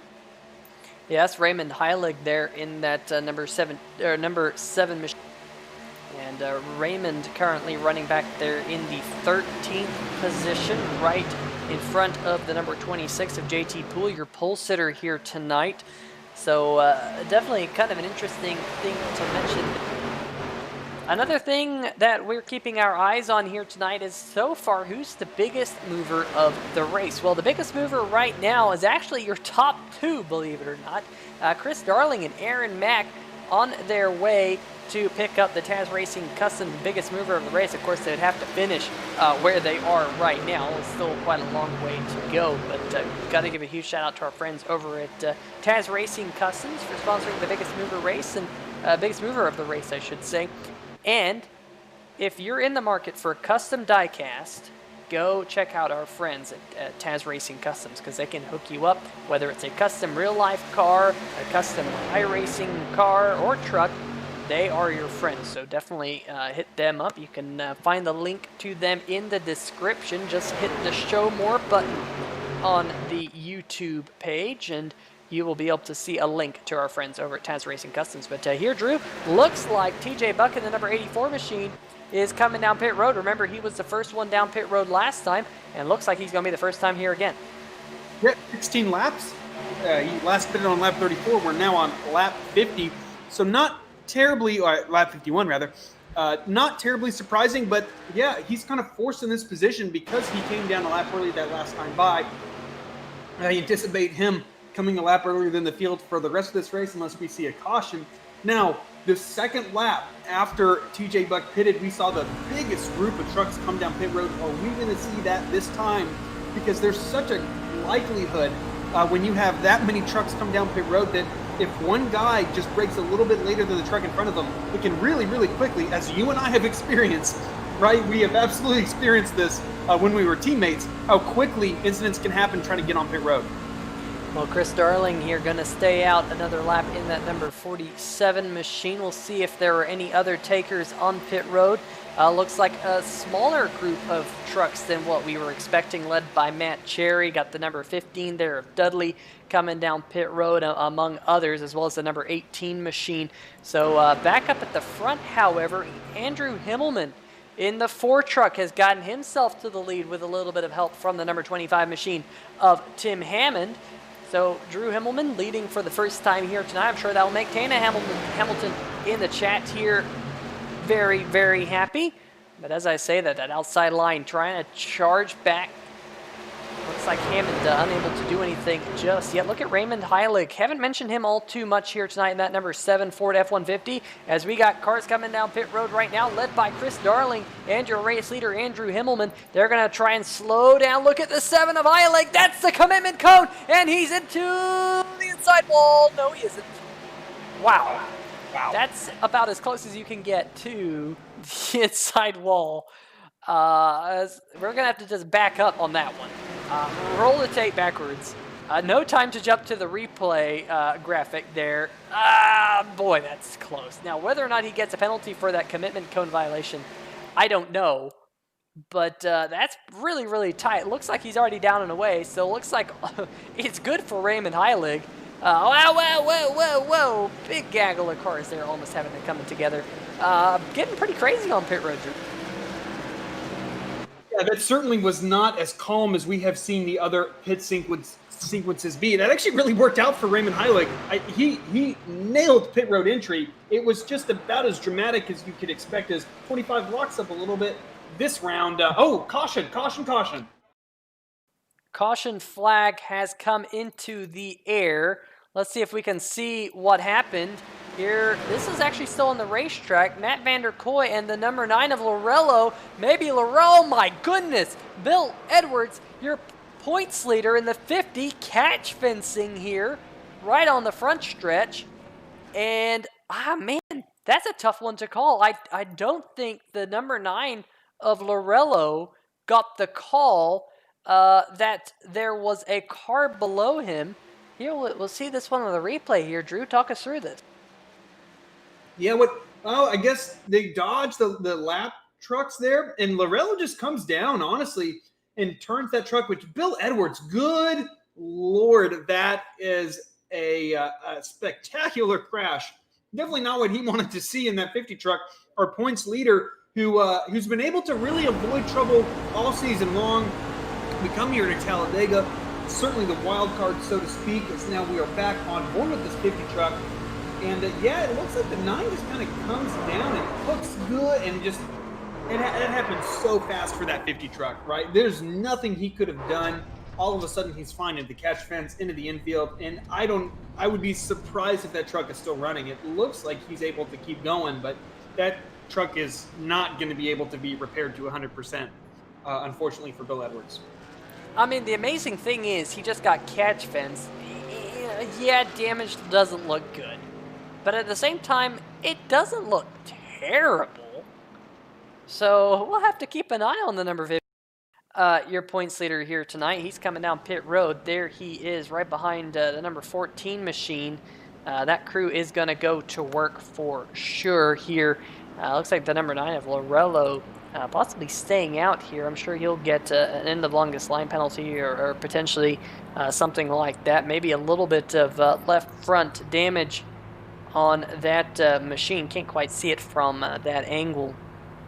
But definitely not what he wanted to see in that number 9 machine as you see the field go on by.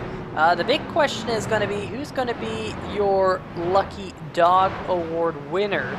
Not 100% sure who it might be at this point. It might be Peter Certo or Corey Summers in the number 18 machine. Let's see if we can figure it out. Oh, there we go. And there is your Brookstone Animal Hospital Lucky Dog Award winner. The first one here tonight, that is the number 18 machine of Corey Summer, getting himself back up onto the lap. Currently scored down in the 23rd position.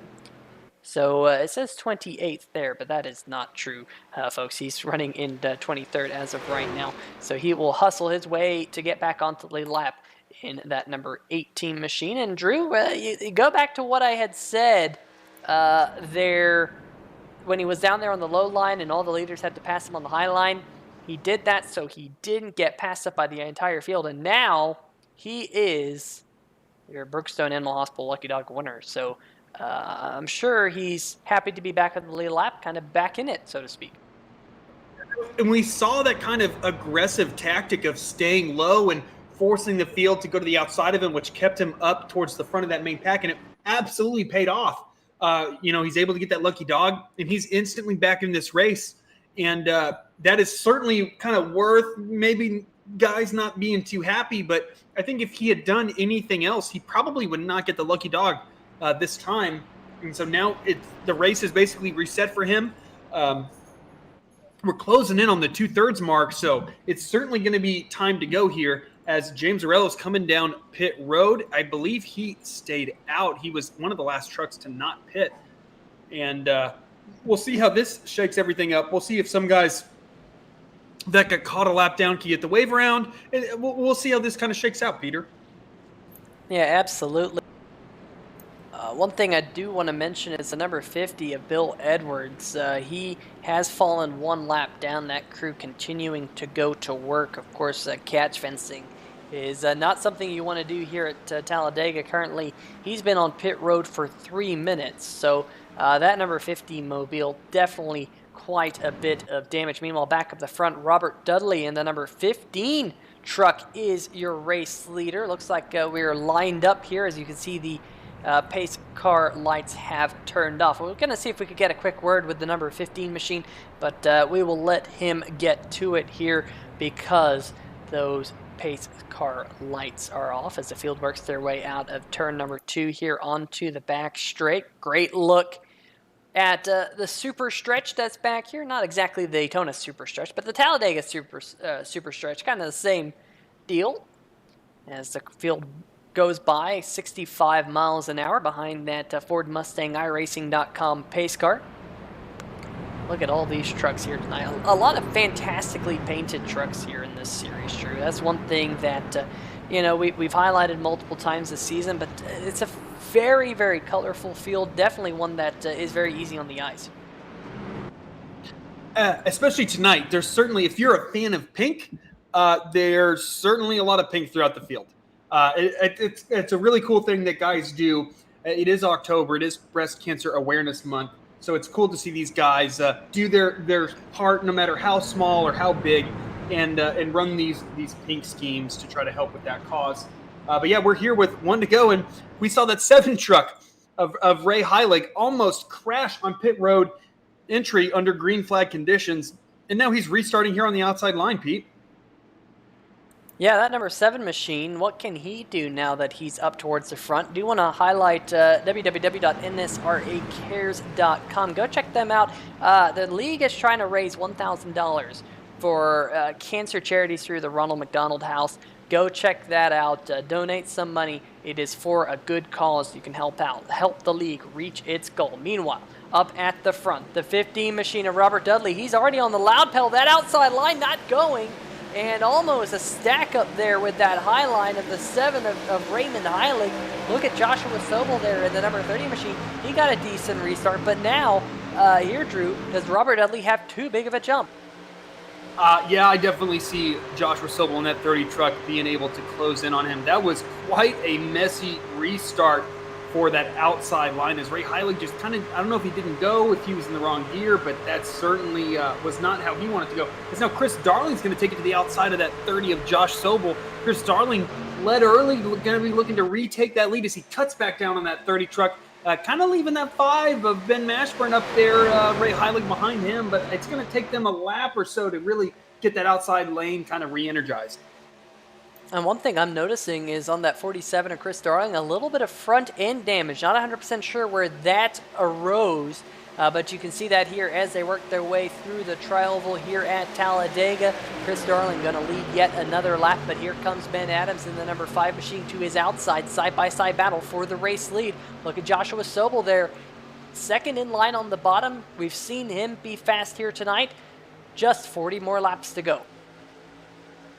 Yeah, I really think that outside line, based on what we've seen tonight, has more speed in it, but it's also a little more risky, right? If there's an incident underneath you or in front of you, if you're on that outside lane, you really don't have a lot of places to go.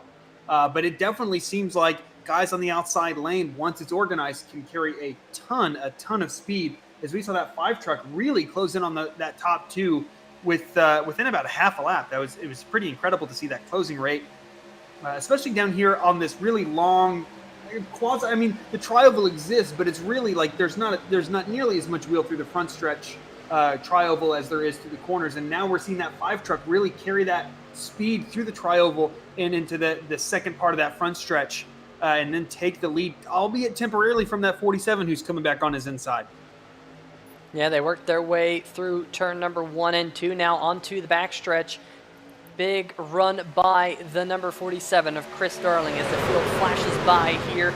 We did see the number 40 machine, Nicholas Bradley, coming off pit road once again. He's had kind of a struggle here tonight, but as of right now, Chris Darling is your race leader in that number 47 truck. The number 30, though, Joshua Sobel, we heard from him a little bit earlier in the race. He prefers that higher groove, and right there, he just jumped up in front of the number 5 of Ben Adams.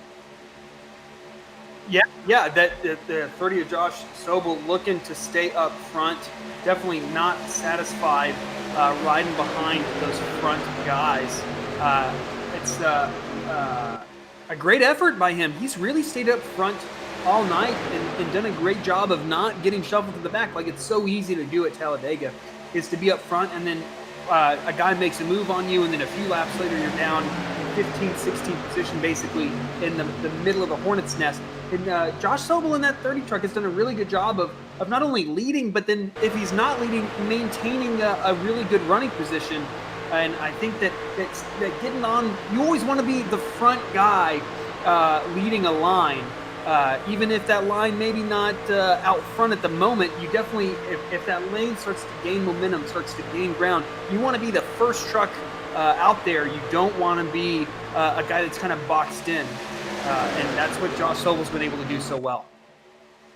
Yeah, and one thing that I thought was very interesting is he kind of slipped back there under that green flag run that we just had before pit stops, but then he's gotten himself back up to the front. Fantastic pit stop by that crew once again. We've seen Sobel be very, very strong getting on pit road into his pit box and getting off out of his pit box. So that number 30 definitely showing what it takes to win here at Talladega. We don't talk about the pit stops all too often, but when they matter here at Talladega, they matter a whole lot. Stay tuned sports number 30 Toyota Tundra still inside the top 5, but here comes Robert Dudley in the number 15 machine. Now he's going to try and take the race lead. A little bit of side draft there through the tri-oval, trying to get up to the front once again. Yeah, absolutely there, Peter, as we're seeing side by side here with that 15 truck. Now shoveled in front of Josh Sobel, right? He was running right behind Chris Darling, popped to the outside lane.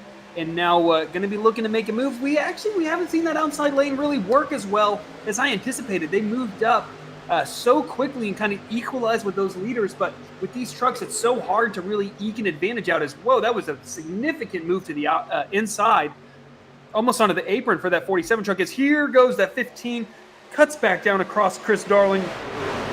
And that's going to be Robert Dudley taking the lead with now Josh Sobel once again on that outside lane. But we'll see. This is the first time that outside lane's really cleared those guys as we are looking at 3 wide.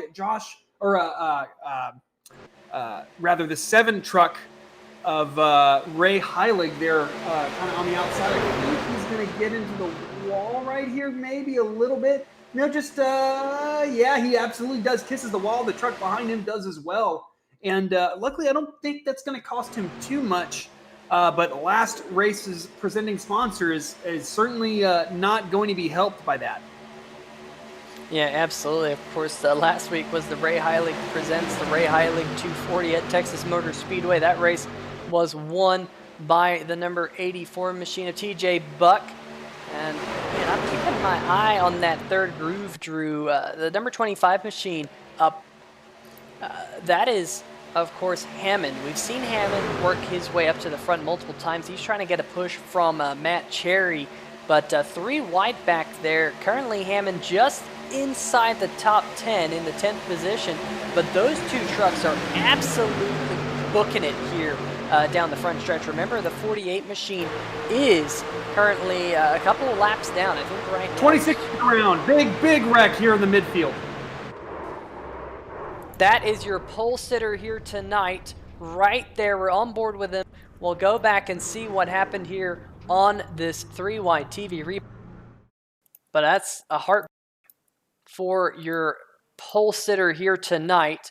Let's see if we can catch a glimpse of this. Here he is in the middle of 3 wide. That's the 35 for Aaron Mack. Did we go 4 wide? We almost went 4 wide. The 26 and Mack coming together. And Andrew Himmelman straight into the side. The 77 involved Doug Neal. The 28 getting a piece of it as well. That's Dumas. And unfortunately, I think the race will go no more for a couple of these trucks. We'll see if we can get one more look at it here from the blimp cam. And Drew, talk us through what happened here. Yeah, it looks like the 26 is maintaining that middle groove and then just decides to cut low, and there's just not room for him. And then just, pirouetting in front of the field, and there's just nowhere for the guys behind him to go. And unfortunately, especially for that 4 truck who is running so well of Andrew Himmelman. It doesn't look like he is likely going to be competitive. The 6 truck smoking out there of, unfortunately, tonight's presenting sponsor of Doug Milliner. Quite a bit of damage to those trucks. I wonder if the 77 might have gotten away with quite a bit. He actually kind of worked through one of the trucks, made a little bit of contact with another one, and then kind of spun to the inside. But I think he's mostly going to be okay. But unfortunately, I think for the rest of the guys involved, most of those guys are going to be fairly uncompetitive for the rest of this race. If you look behind, you just kind of see the chaos unfold. And then once you see that smoke, you just kind of pick a line and you just hope it works out. There's really not a lot that you can do. These trucks, when they make contact with other ones, just can take such unpredictable routes. As now I believe we are on board with the 4 truck. Now we're on the board with the 77. Nowhere for the, actually he gets through it okay. He gets through that 1 truck and then makes contact with the 2nd and spins to the inside, but I don't think he's got too much damage there in that 77. Yeah, well, we'll get one more look of this one here on 3 Wide TV. We'll see if we can see it from our we'll see if we can see it here from our turn 2 camera. It doesn't look like we can get that angle, unfortunately. So anyway, we will return back live, and Chris Darling has come down pit road, and now he's gotten off pit road as your race leader. TJ Buck coming off pit road 2nd, Robert Dudley 3rd, and Joshua Sobel in 4th. Unfortunately, a couple of drivers here tonight getting involved. Rich Sobel says, let's see the independent speed of each. Haven't seen it all night. Well, if you're asking for the let me ask you what exactly you're asking for. Do you want to see the speeds of the drivers, or do you want to see the lap times of the drivers? I can definitely bring that up. So let me know what's going on. Bob Giacinto in the chat saying, hey, let's go CD. Of course, rooting on Chris Darling and that number 47 machine. Great to see you, Bob. Of course, commentate with Bob here on 3 Wide TV on Monday nights for the Total Nonstop Racing League. Chris Darling, of course, one of the members of that league, and Bob here tonight rooting him on.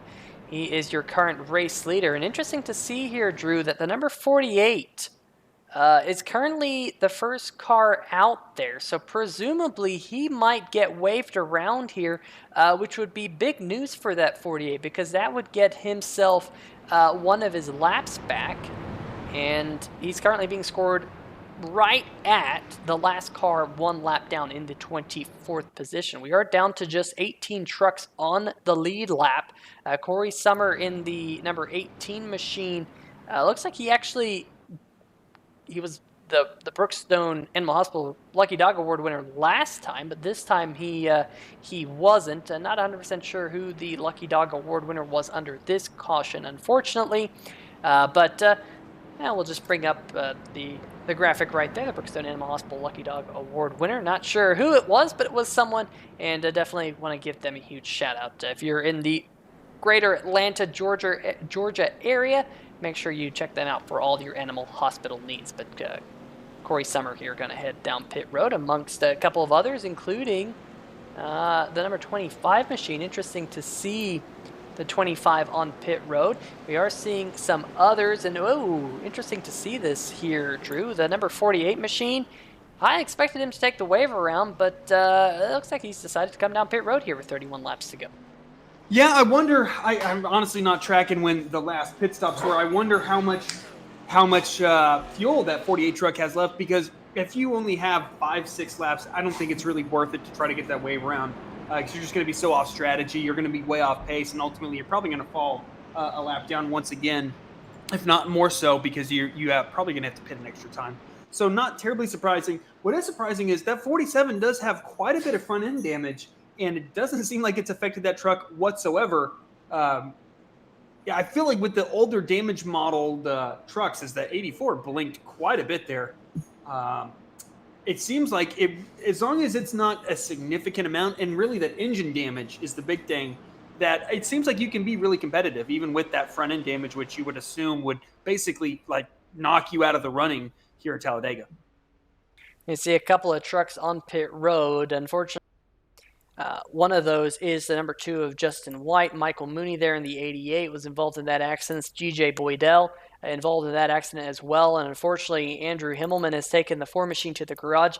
Doug Milliner, the birthday boy, not out there as well. Looks like his night will come to an end, which is definitely tough to see. I'm sure one of the Larry Mack keys to the race here tonight was not to be involved in any big accidents, and unfortunately for the birthday boy, it all comes unraveled here with just under a third of the race to go, 31 laps. And from this point, Drew, it's going to be interesting to see, because presumably you could make it on one more stop from here. How many of these drivers are going to stretch it? We'll have to find out. Going to be a fun one here on 3 Wide TV. Absolutely. It's going to be interesting to see what these guys do strategy-wise, too. 2 tires, no tires, just 4 tires, as Chris Darling leading them through the tri-oval. It seems like it takes forever for these guys to finally get to that start-finish line here at Talladega, because of its unique configuration that nobody ever brings up in real life. So Chris Darling gets a good restart, but that 84 truck gets about as good of a restart as we've seen that outside line get, as the 15 truck of Robert Dudley is really starting to push that 47. Getting quite a good run here on that inside, as that's, I believe this 62 just blew up there on the apron, which already is basically going to end his night. Yeah, 26 truck, I'm sorry.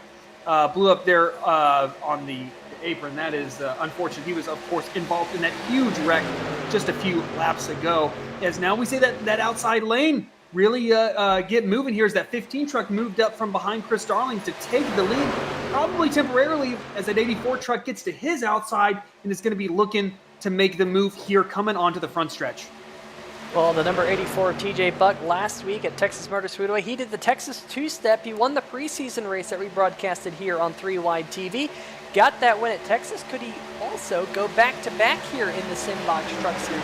Big shout-out to our series sponsor, Simbox. If you're watching this race, folks, and you're an iRacer and you want a button box, go check out our friends at Simbox. Go check them out on Facebook. There's a link in the description, because they make good quality, and we have a caution. They make good quality button box, but we have a truck around, and I believe it's the number 14 machine. That's your winner from earlier this season, Jeff Price. We'll have to see if we can figure out what all happened here to bring out the caution here, Drew. But let's see if we can figure out what happened here. 3 wide into turn number 1. Yeah, 3 wide. Really, that outside lane really pinching that 14 truck. Yep, and they just make contact. And huge hit for that 14. Yeah, that's that motor gone.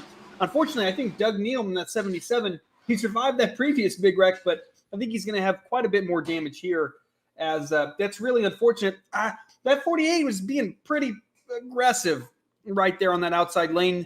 There's really not a lot that I think Matt Cherry gained being 2 laps down. Yeah, really, he's running where that middle lane should be, 2 wide, and I think he should have been given that 14 quite a bit more room. There was just really nowhere for him to go. Even if he had backed out, that 14 was so tight on his door that I don't think there was a lot that he could do. And it's unfortunate for, I think, the 2 trucks that were the most innocent victims in that, in the 14 and the 77. And I think the guy that probably should have given more room in that 48 truck is going to get away with this fairly cleanly. I don't believe he even went around.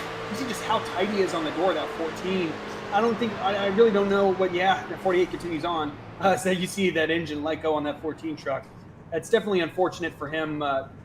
Not up front, but definitely was keeping that 14 truck clean throughout the race. And now, unfortunately, I think his race has come to an end.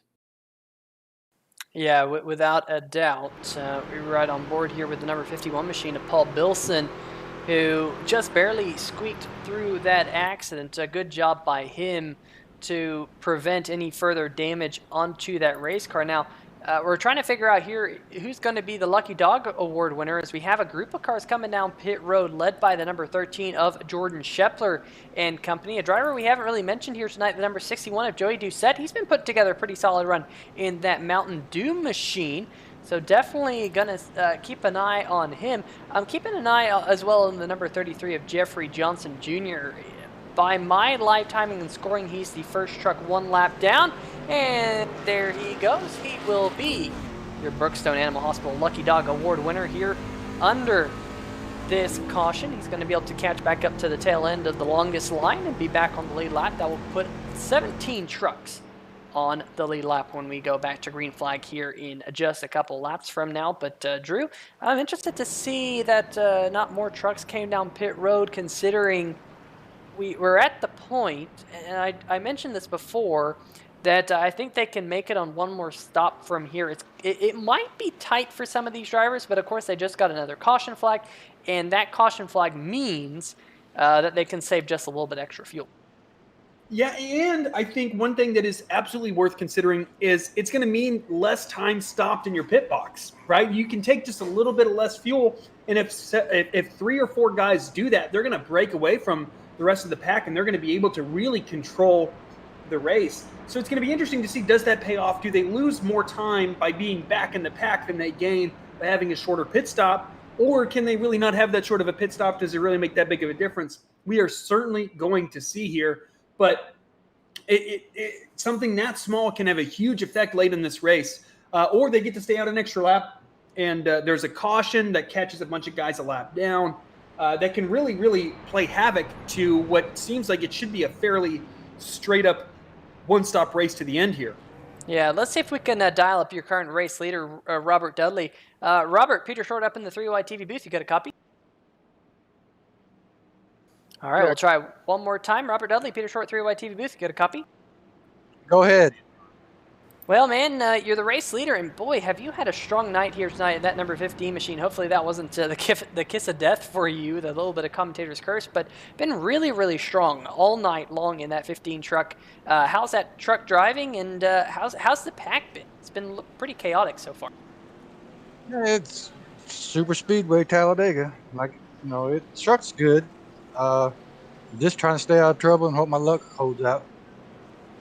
Well, so far you've been doing really well. You've been putting that truck in the right position. Tell us how the different lanes are working here tonight, inside versus the outside. Well, the outside lane, you set it up to pass somebody, to take the lead, as you've seen. That's how I got it. You check up a lot on the inside, it seems like, but the inside's fast, but to get by somebody, you need some help on the outside. All right, well, Robert, good luck here in the closing laps. There'll be 25 laps to go when the green flag waves, and we'll let you get back to it as the pace car lights are off. Best of luck. All right, thank you. Hope to see you at the end. All right, well, folks, that is the number 15 machine of Robert Dudley, currently your race leader, leading the number 47 of Chris Darling. We'll see if we can bring up the live standings, and there they are on the left-hand side of your screen. Dudley will lead us back to the green flag. Chris Darling currently being scored as the race leader, but that's just because of he's just a smidgen in front of that number 15 machine as they roll here down the back, and he will be in second for this restart. But Drew, definitely interesting to hear what Robert said, and that's something we haven't mentioned here tonight. That inside groove does have a tendency to kind of accordion, and when it does so, that's when you see the outside line get those huge runs like we saw when Robert took the race lead. Absolutely. I think if anyone's ever done a super speedway race here with 30-ish cars, even a little less actually, you've experienced a checkup on the bottom, where you sometimes have to actually get on the brake here, which you don't expect to have to do. But yeah, it can really lure you to try that outside lane when maybe that outside lane isn't as competitive as you think it's going to be. But obviously tonight, that big checkup is allowing these guys on the outside to get quite a big run, and as Robert said, able to really make a move on the leader, try to snatch that lead. But then at least Robert Dudley feels that you really need to get back up on that inside lane, because it seems like it's able to maintain that speed a little bit longer. As here we are coming to the green flag is out. Trucks are taking a little bit to get up to speed here as that 15 truck leads them to the green flag here on now lap 74 out of 98. We're closing on in on the end of this race here with only about 25 laps to go. There's not time to stay in the back here anymore, as a heck of a restart for these front four, kind of side by side, front to back, almost like the tandem drafting that we saw not too long ago in the Cup Series. That was a love it or hate it deal. But that outside lane seems very, very organized relative to the at least front inside lane that only has 2 trucks of Robert Dudley and TJ Buck in that 84 truck on his inside, as Chris Darling is leading that outside lane with Ben Adams and Josh Sobel behind him. But inside lane being able to keep up so far, Pete. Yeah, definitely. The field lining back up side by side by side by side for about the first 15 or so cars. Ben Mashburn there in the number 24. He's got the number 18 to his inside. There's a 51 of Paul Bilson. So I think right now about 15 to 16 trucks in this lead group of cars led by Robert Dudley and Chris Darling. Dudley on the inside, Darling on the outside. Look at Ben Adams all over the back bumper of the 47. And the number 30 of Joshua Sobel. We've seen him so fast here tonight, but Darling's going to get a run down the backstretch. Look at them just weaving their way around. It's almost looking like they're coming to the checkered flag here, Drew, but there's still 24 laps to go. Yeah, we're definitely seeing the intensity pick up here as those bumps are getting a little harder. The guys are staying on the rear bumper of the trucks in front of them a little bit longer. And they realize that you have to put yourself in a position now to where you can really make a move for this race win. You can't wait until the last few laps here, especially when these guys are side by side like this. You really got to set yourself up now, because if this thing goes caution free, there is going to be one more stop. But I don't see a guy outside of the top 15 really being able to compete with these guys. And now, luckily, I think for everyone on the lead lap, very few of the lead lap cars are outside of the top 15. In fact, only one in Jamar Dumas.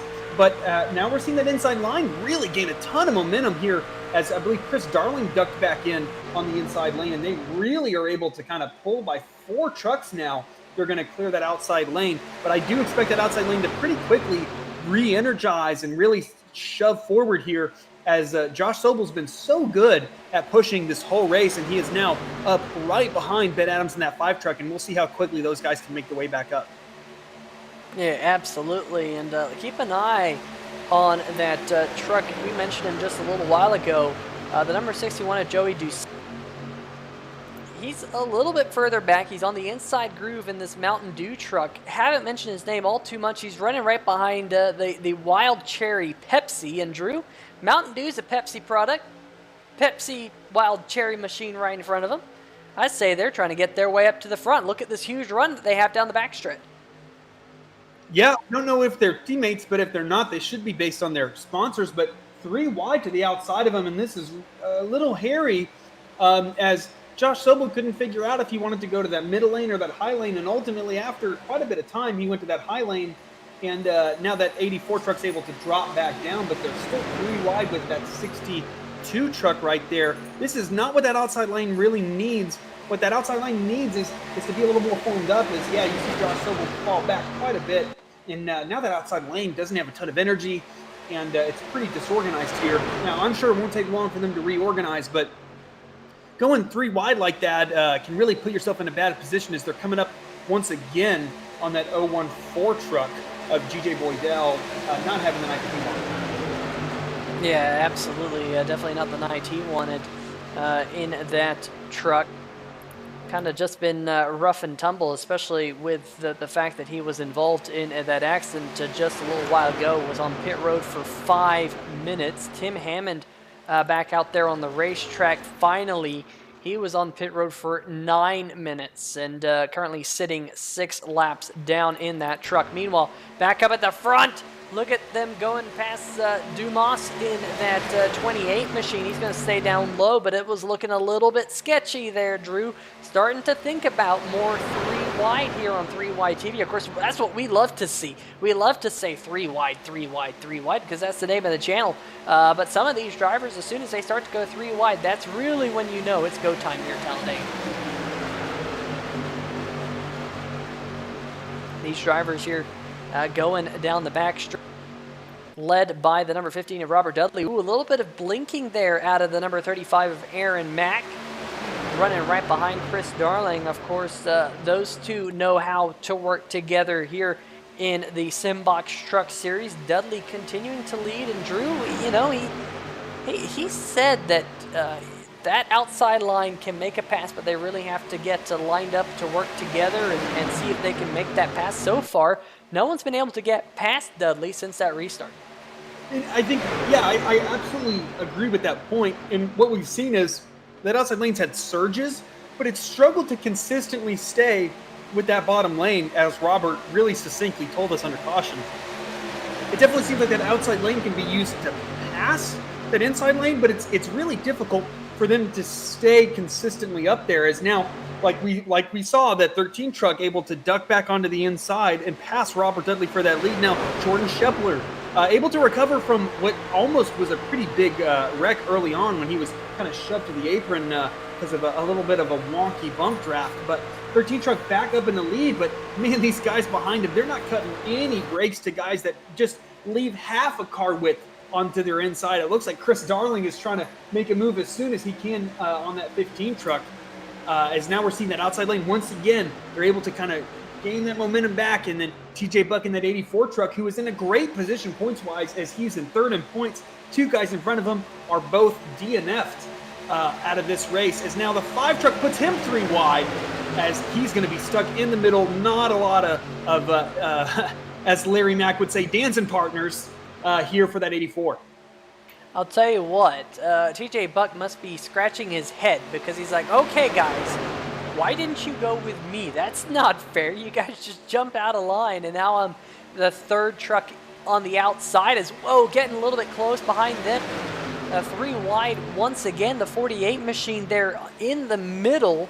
That is Matt Cherry. He still scored 2 laps down. Now through attrition, he's got himself up to 18th. Almost contact there with the number 51 machine. And they're catching up to a lap machine. I think that's Vander Koy, the 50. And that is tight. Look at all those trucks. And oh no, the 30 machine here of Sobel. He got stuck behind all of those trucks on the high line. And just like that, he's going to potentially lose the lead draft. That is terribly unfortunate for Josh Sobel. We've seen this quite a bit where that 30 truck has had so much speed, but then something's happened late in that race that has kind of cost him track position compared to what he has deserved so far. And there's not a lot you can do when you're on that outside 3 wide and you come up on that lap car. You're really at the mercy of him. 4 wide here, there is room, but when these trucks are moving around the way they do realistically when you're driving them, it's a really, really sketchy proposition. It's interesting that the 84 truck got hung out there, though, on that 3 wide deal, because we saw him being the only truck to pit when he pitted. Right? There was no one willing to work with him on the pit stops, and then again, no one willing to work with him in that 3 wide situation. So it's that disadvantage of not having guys that are willing to work with you. We've seen that multiple times with that 84 truck, and definitely not to his advantage, even though in this case I think it worked out pretty well for him. But that's definitely not what you want late in this race. No, absolutely. We've got a quick glimpse there of the number 30 machine. He has fallen down to the 14th position, 3.6 seconds behind your lead pack. Gonna get some help there from Jeffrey Johnson Jr. Haven't seen too much damage on Jeffrey Johnson Jr.'s Chevrolet, but I think he was one of those cars, got the lucky dog, and last car on the lead lap just kind of lost the pack with all of the damaged cars that were around him. So now that those two can work together, it'll be a struggle for them to catch up to this lead pack. Whoa, Ben Adams there going below the yellow line. You don't want to see that here at Talladega. But just like that, Robert Dudley in this 15 will get himself back up to the race lead. And just like that, TJ Buck once again deserted by himself there in that number 84 machine. As we have pit stops, Chris Darling in the 47 going to peel off down onto pit road. 15 laps to go. Drew, they're inside the window where they can make it to the checkered flag from here, assuming we stay caution free. They absolutely can make it, but they're going to have to take a full tank of gas, which, I mean, it might cost them a little bit of time. Now, we're going to see those guys that pitted under the last caution. Are these guys going to be able to stretch it and take less fuel and kind of break away from the guys who are having to pit here, essentially at the max fuel range of these trucks here with the 55% fuel tanks that they're limited to? here in the Simbox Truck Series. Yeah, it's an aggressive move by Chris Darling. Luckily, you don't go a lap down here when you pit, but you are counting on the guys around you not being able to kind of undercut you as far as times are concerned pitting, as now we have a ton more guys coming down pit road. 84 TJ Buck, 15 of Robert Dudley, and that 13 truck all coming down. A little bit of a lockup from that 15. I think they all made it under the pit road speed limit, but we'll see here as they take their pit stops. But 3 of the trucks that have been really, really competitive as of late are all on pit road together. And one thing I think that's really interesting is Joshua Sobel in the number 30. Remember, he was working with the number 33. Well, the 33 came down pit road, kind of deserted Joshua. Now he's all out there by himself. That is not what he wants to have happen, as he's still trying to close up to the 3 trucks on the lead lap that have yet to pit. Ben Adams, Mitchell Adams, and Colin Ullery. A couple of the other lap trucks there with him. Mitchell Adams is one of those drivers, Drew, that we mentioned a lot in the first portion of the race. He's dropped back just a little bit. How long can he go? Well, I think that's the answer right there. He's going to come down pit road there with Paul Bilson and Ben Adams getting down. Whoa, almost contact there between the 5 and the 51. But they are going to make it down to pit road speed limit. Colin Ullery also coming down. And Joshua Sobel in the number 30, Drew. We've been highlighting here tonight how strong he has been getting onto pit road. Watch this, folks. That number 30 machine did a fantastic job of getting to pit road. Let's see if we can go on board here on this 3-wide TV replay. See at that distance to that the trucks in front of him. Gets down. Puts on the brakes, catches all the way to the yellow cone. So great job there by Sobel, trying to make up some of that ground that he lost a little while ago. Meanwhile, we'll have to find out who is going to be the first truck coming out. Look at this gaggle of cars going past Mitchell Adams. That would be the battle for the race lead, because Chris Darling in the number 47 machine, we've seen it all night. He's also had a stellar night on pit road. He's going to get himself out front with Ben Mashburn right behind him. Teammates, so valuable late in these races. Teammates running 1-2, but the 47 truck ducks all the way to the apron. Wonder if that was a bit of an aggressive push by that 24 truck behind him. Yeah, it's a great coordination job by those 2 trucks to be able to put themselves in a position where they're going to be able to kind of manipulate the field in a way that all of these individual trucks around them are not going to be able to do. We've seen in real life teams like Joe Gibbs, Hendrick Motorsports, be able to do this so successfully in real life. Now, those teams typically have 3 or 4 cars. We're looking at a 2-car team here compared to the rest of the guys around him. But I think that could absolutely play a factor in the outcome of this race, as now the 13 and the 84 trying to make a move on the outside lane. Got some trucks closing in on them. Is what we haven't seen so far this run, we are seeing in this stop, in that these pit stops have really broken this lead pack apart substantially, as I believe we only have about 9 trucks on the lead lap, maybe 8 trucks on the lead lap here in this front pack, as one of them just disappeared and now reappeared in that 35 truck, because that 48 truck is, of course, of Matt Cherry is several laps down. He is 2 laps down, running in 19th position. So he is, while definitely wanting to get one of those laps back, he is not directly competing for this race lead right now. Yeah, and I'll tell you one driver getting close there with the number 25 of Hammond, who's off the pace. One driver we haven't mentioned much here tonight is currently running at the back of this lead train. That's Peter Serto in the number 32 machine. Great job by him to come up to the front right at the end of the race when it actually matters, folks. You don't have to lead but 1 lap here at Talladega Super Speedway to get the checkered flag, and Peter Serto looking like he's in the best position he's been all night long. There he is, just looking at this front pack. We're right on board with him. Right in front of him is Matt Cherry in the 48, still stuck 2 laps down. What could have been here tonight for the 48 machine? Unfortunately, it doesn't look like it will be the finish he's looking for, but Peter Serto definitely needs a good run here in the Simbox Truck Series. You see him running right behind the number 971. That's another driver we haven't mentioned all too much here tonight. That's the Bully Dog 971 of Nathan Maurer.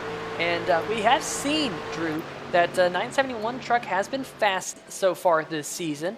And here again, putting together a top 10 run as we're starting to pick up some additional trucks here at the back of the pack. Look at these two working together. That's the 49 machine of Mitchell Adams and the 5 of Ben Adams, the Adamses, running down this lead pack, working together. Like we mentioned, Drew, these trucks punch a big hole in the air. They were just barely able to tag on to this lead train of trucks, and they will make a 10-car battle for the checkered flag here. 8 laps to go this time by. Yeah, they really are. These trucks have been able, they've just demonstrated that it's very hard to lose the draft if you're one of these front guys. 35 on the apron through 1 and 2. That is sketchy. We've seen that 35 truck of Aaron Mack have quite a few little small connection issues here in this late run. But yeah, we have 8 laps to go here. So I really think that if there's not a caution, almost undoubtedly, unless this whole front field, which knock on wood, hopefully doesn't happen, unless all these guys wadded up, these guys are definitely, the winner is going to be amongst these cars that we're looking at right now.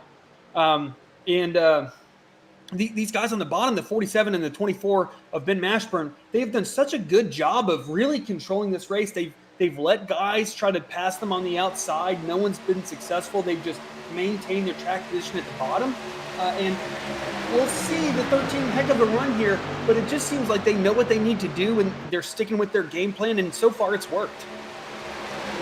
Yeah, it's worked so far. And Drew, I'll tell you what, on your screen right now, there's a whole lot of pink up there inside the top 6. 5 pink trucks in the top 6. I'll tell you what, might be a pink night here tonight. As the 84 TJ Buck, a little bit of warp there, just kind of blinking out, but it looks like we're going to stay A-OK here. But you can see that little blink. Looks like it really hurt that outside line. They became detached a little bit. Of course, when that happens, iRacing doesn't calculate the cars drafting nice and tightly. But now they're starting to get a run as, Mitchell Adams there. The 49 trying to go up top. He thought better of it. Ducks back in line behind the number 84 machine. And now we're down to just 6 more laps here at Talladega. Unfortunately, not the night that the birthday boy Doug Milliner was hoping for. It looks like he'll be credited for a 30th place finish. And, I once had a professor in college that said, hey, if you do really well, go have a drink. If you do really bad, go have a drink. And I'll tell you what, that number 6 machine, whether you drink or not alcohol, go celebrate. It's your birthday, buddy.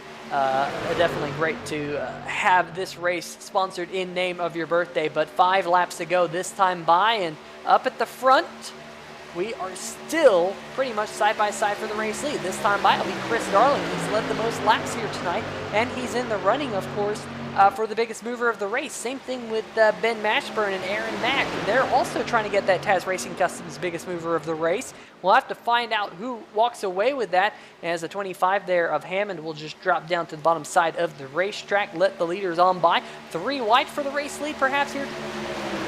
It's certainly not what that outside lane needs at this point is 3 wide. Now, they have plenty of time. We've seen this outside lane recover so quickly from seeming to be uncompetitive to within half a lap, challenging for this race lead. It almost seems like it's a benefit when that outside lane kind of starts a little bit further back rather than when they've been side by side with the leaders, because it's almost like that momentum allows them to really make a move and try to clear for that lead. As the 13 truck, a little bit, falling back. He was about even with Chris Darling that last time by, and now he's falling back a little bit, but TJ Buck's on him. I think what's throwing these guys a real big curveball is we've just kind of seen sporadically, randomly almost, one of these top 10 guys just seems to lag out a little bit, and it just makes you step out of the throttle just for a split second if that's in front of you, because you just don't know where he's going to end up, and you see that tire smoke that iRacing has tended to throw up rather recently. The 24 truck, all sorts of out of shape right there, the 49 of Mitchell Adams almost gets into the 014 truck. Yeah, we'll take a quick instant replay of this one right here. Oh man, there was definitely just a little bit of contact between those two. Luckily, they were able to sort things out, and we stay green flag here. 3 laps to go. Oh, but as I say that, the 84 machine in the wall. And will that bring out a caution? No, it will not. That's last week's race winner, TJ Buck. And smoke billowing out of that machine. Let's see if we can get a look at this one. Battling for the second position right here. Did he try and go 3 wide? Ooh, might have been a little bit of a bad bump there for Mitchell Adams through the tri-oval. And unfortunately for Buck, the Buck stops there. And that engine has blown up. But we stay green flag up at the front. That has really broken up this field just a little bit. Looks like the 24 of Mashburn, the 35 of Mack have a little bit of an advantage now, because remember that 48 truck sitting back behind them, the 4th truck in line, the Max Grafix machine, he is a lap down. More than a lap down. He's 2 laps down. So he's acting as a buffer here from the top 3 and the 5 of Adams. And we've seen Adams try and make runs on the high line here tonight. We'll have to wait and see, but Drew, just 2 more laps to go, and very hard to call who's going to walk away with the checkered flag tonight. Yeah, I really think what's going to determine this race is the 35 tried to get to the inside of that 24 truck, is where does Matt Cherry go? The 35 is in, I think, the position to where he's going to have to make a move on these teammates. We'll see. Now, granted, I don't see Ben Mashburn being a Greg Biffle and not caring to try to win the race. But we'll see. I think where that 48 truck goes is really going to determine who is going to be able to take home this checkered flag, as here we come through the tri-oval as Ben Adams in that 5 truck makes a move to the outside of Matt Cherry. Now we have taken the white flag. Chris Darling leading here. Ben Mashburn, his teammate, in second place. Who is going to make a move on these front 2? And that outside line not getting formed up. Ben Adams getting a little bit of help from the number 49 machine. They're trying to get a run. Look at the number 13. Jordan Scheffler trying to make a move on that high line. Here comes the 35 of Aaron Mack trying to get on that high line. Oh, contact between the 35 and the 48. The 35 goes spinning through the infield. We'll have no caution here because the white flag is out, and 3 wide now for the 3rd position. Still the 24 of Mashburn all over the back bumper of the 47 machine. There's lap traffic. Could they be in the way? They're going to move high. Will Mashburn make a move here? Going through the tri-oval. Yes, he is. He's going to make a move, but look at the 5 of Adams. He has nowhere to go. He gets in behind Darling. The 5 of Adams still trying to make a move. Oh, contact! And the 47 sideways across the line. Gonna take the checkered flag. Have you ever, Drew? That car is backwards and it's still getting walloped, but it's going to victory lane here at Talladega.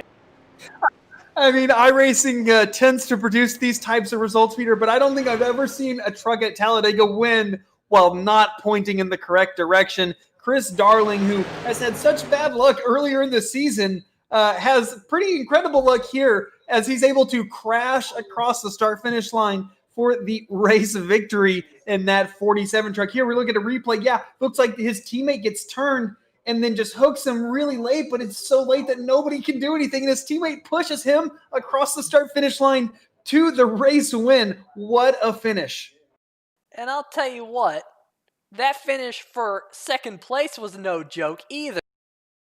Let's see if we can go back and get a look here from our quote-unquote photo finish cam, because this is one that we're going to want to see, a dead heat for the 2nd spot. Let's go back. We'll rewind that one, and we'll slow it down as slow as we can get here. Well, maybe we've gone too slow. Oh, there we go. I mean, who got 2nd? iRacing says that Scheffler got 2nd in the 13 up there by the wall. Adams, 46 1,000ths of a second behind the 47 of Darling, who is looking at the flagman at this instant in time, taking on the win. I mean, that is as close as you can get for 2nd position. A 3-way. I mean, I'm a little speechless. That's the closest battle I think I've ever seen for 2nd position. Absolutely nuts at the end. But Chris Darling, man, he thought that he lost that win back a couple weeks back at Richmond and he comes here tonight to Talladega to pick up the checkered flag. Crazy, crazy finish here tonight. Yeah, Peter. I've never seen anything like it, and I mean, so second through fourth, 0.043 behind Chris Darling in second place of Jordan Scheffler, 0.046 Ben Adams in third place, 0.046 Ben Mashburn in fourth. Only 0.003 seconds separates second and fourth. That's incredible. I mean, that is they tied for third. I don't know how it said Ben Mashburn got third after pushing the leader across the start finish line sideways, but unfortunately he kind of loses that tiebreaker. However, iRacing determines it, and he will finish fourth. That is absolutely an incredible finish. I was wondering how that was going to turn out, as that 24 was sideways laying in to that 47's right rear, and then all of a sudden, only a couple hundred feet from the end, Chris Darling hooks sideways, but is able to still cross the start-finish line in the lead, 90 degrees from his direction of travel. Absolutely incredible. Yeah, we're going to get one more look at this as they went through the tri-oval, just to kind of see what instigated. Look at the run that Jordan Scheffler and the number 13 machine's getting. I think Scheffler might get into the back of the number 5, which kind of might shoot him up into the side of the 24. I think it does. And then the 24 comes down into the 47. And then you see Darling. You can see him completely crank that wheel over to try and keep that truck going straight. And just like that, that's enough for Chris Darling to take home the checkered flag. But folks, we're going to line up some awesome interviews for you here on 3 Wide TV, because that number 47 machine is going to be super, super happy. And of course, we're going to hear from all of your top 3 finishers, Ben Adams, Jordan Scheffler, and Chris Darling here in just a little bit. And oh man, getting clobbered there. I think that's Matt Vander Kooi coming in right at the back end of that one too. Well, that's one way to do donuts there, Drew. Yeah, I don't think it's quite the way you want to celebrate as the race winner, but he certainly was able to produce a lot of smoke from the tires of that 47 truck in a very unconventional fashion. But I think when you win like that, you're okay with not being able to celebrate. We'll hear from the man himself, Chris Darling, how he felt about that finish. But that is something else. I don't think that I've seen the race winner be able to crash across the start finish line like that before. At least not in like a C-class race, right? Like this is a league race. It's not something that happens every 30 minutes. So that type of finish in this type of environment is absolutely incredible. Yeah, without a doubt. And the good news was that number 47 machine was able to come around and do burnouts here in front of the start-finish line. He was completely sideways doing burnouts a lap before when the checkered flag was in the air. Fantastic job there by Chris Darling. But let's see if I can possibly dial up some of these drivers here on 3 Wide TV for a little bit of a post-race interview. It's going to be an interesting one here tonight, because there's a couple of these drivers to talk to who were definitely in the running right there kind of at the end of the race. And the first one is going to be Ben Adams. We'll see if we can get him up here in the 3 Wide TV booth. Ben Adams, Peter Short, you got a copy? I got you, man. How's it going? Oh, man, I'll tell you what. I'm doing all right, but those last few laps were absolutely chaos. We saw cars making contact. We saw TJ Buck's incident. We stayed caution-free. And, man, you got to run there right towards the end in a dead heat for that third position. Talk us through those last few laps. Well, my teammate Mitchell Adams in the 49 truck, it was just me and him left, and I said, I'm just going to hang with you. We were trying to make that outside line work. I don't know exactly what happened between him and the 84 truck, but they kind of made contact, went up. I got a killer run down on the bottom, and then it was kind of like, every man for himself. And then the 35 and the 48 got together going down the back stretch. I avoided that. I just kept the hammer down. And then coming to the travel, I had a killer run, and I was like, I can't wreck Chris Darling. I said, I'm just going to finish third right here and watch them. And the 13 truck gives me a real good bump and knocked me up, I don't know, half line, and then chaos erupted. But boy, was that fun. You know, a lot of people, when they come to Talladega, they say, man, I'm not a restrictor plate fan. But Talladega can be one of the most fun and exciting racetracks here tonight. Are you one of those drivers who really enjoy coming to races like this? Or is this kind of one of those races that, you know, it's kind of a standout here for Talladega? Yeah, I mean, I love the track. It's my home track. I go to it quite a bit, um, and so I do love the track. I like it a lot better than Daytona. But the whole first part of the race is just avoid chaos. You know, stay out of the big one, survive, and then with 10 to go, it's like, all right, let's just see what we got, and that's what we did. And we dodged some wrecks, took no tires for the race. You know, just things like that. It was a great race though. Yeah, it was a great race here tonight. Only a couple of cautions, and I'll tell you what, that number 5 machine was there up near the front all night long. Uh, you know, I'll tell you what, we've had Daytona, we've had short tracks, we've now come to the second super speedway race. Your start to the season's been just a little bit rocky. How awesome is it to finally get a podium here in the Simbox Truck Series? Oh man, it's fantastic. I felt like I gave it away last week at Texas. I had a 40-second penalty. Went a lap down, got my lap back. Richmond, we had that whole deal with the fast repair. It's just every week I've been there, I just needed a little bit of luck. So to finally get some luck, maybe my luck's changed. It's time to rock and roll, man. I need to reel off some top fives. Absolutely. Well, next week we go to the Kansas Speedway, always a racetrack where we like to say high, wide, and handsome. That outside line is kind of the only groove at Kansas Speedway. What are your thoughts about going there? I've only run there a couple times. It's real fun, a good track. So you know, hey, I'm just gonna this time we'll have a team practice, get some laps in, which I do want to shout out my teammates, man. Andrew, he got took out early, number in the 4. Josh Schobel, man, he was running good. He helped me the whole night. And Paul, his VR went down. So and then Colin, he didn't catch the drive. So thanks to those guys. But we'll put up a team session and get ready for Kansas. And I'm fired up, man. I'm ready to get a win. Absolutely. But before we let you go, any further shout outs that you'd like to give? Yeah, this one of Sim Racing shirts. Head over and get your Bernard Pollard Jr. Crush Boy shirts right now. Got all your favorite streamers. Thank my family, of course, the team, Chris Darling, man, doing a great job, admin, and you guys for calling the race, man. Y'all do a fantastic job. Yeah, we absolutely appreciate that, Ben. Congratulations on your third place finish here tonight, and perhaps you can start rolling off those top fives like you're hoping for in that Sim Racing Shirt Silverado. Best of luck next week. Thanks, man. Let's do it. All right, well, that is your third place finisher here tonight, Ben Adams, and I believe that Drew Eisenman is caught up with your second place finisher, the number 13 of Jordan Scheffler there. Absolutely. Jordan Scheffler, start second, finish second.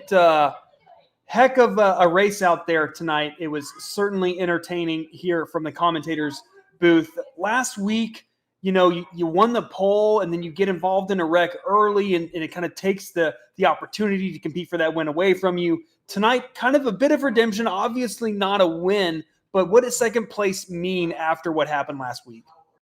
Second place is huge. I missed 2 races early in the year, so I'm really struggling to battle for points here. So any position I can gain is a huge help.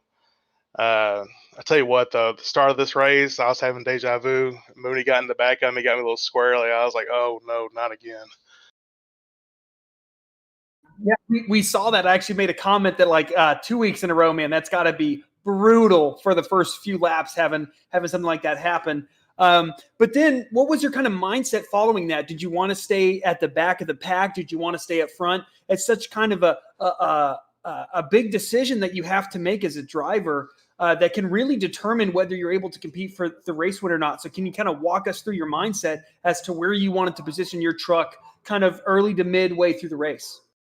Yeah, absolutely. I mean, position's key at this track.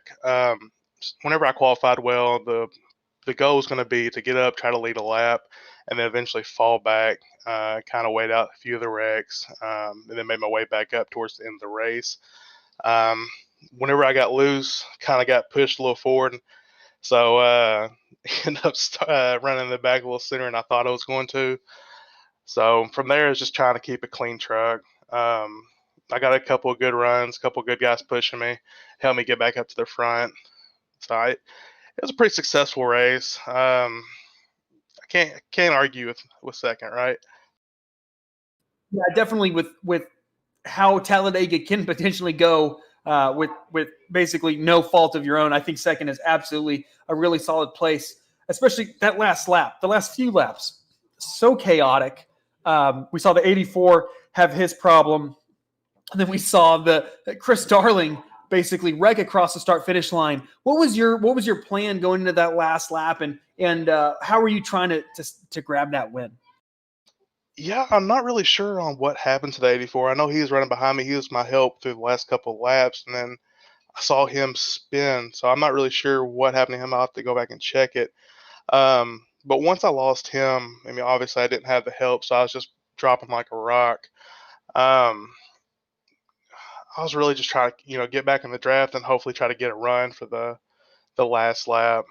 These guys were fast; they were working together. So my only hope was trying to build up a run. Thankfully, I got in good position to do that. I hate that I got in the back of Ben Adams. I might have hurt him and Ben Mashburn there at the end. So I apologize for that. But in that situation, I can't let off the gas. Absolutely, that is Talladega, right? You can't take yourself out of the race win. So a heck of a night tonight. I think if you start second and you finish where you started at Talladega, it's not a bad night for sure. Before we let you go here, is there anybody that you'd like to give a shout out to? Yeah, absolutely. I want to give a shout out to our series sponsors, Simbox and Max Grafix. I want to say thank you to the admins that run the league. They put on a great league year in and year out. Want to give a huge shout out to my Uncle Ringo. He's watching at home. Pier 19 Motorsports.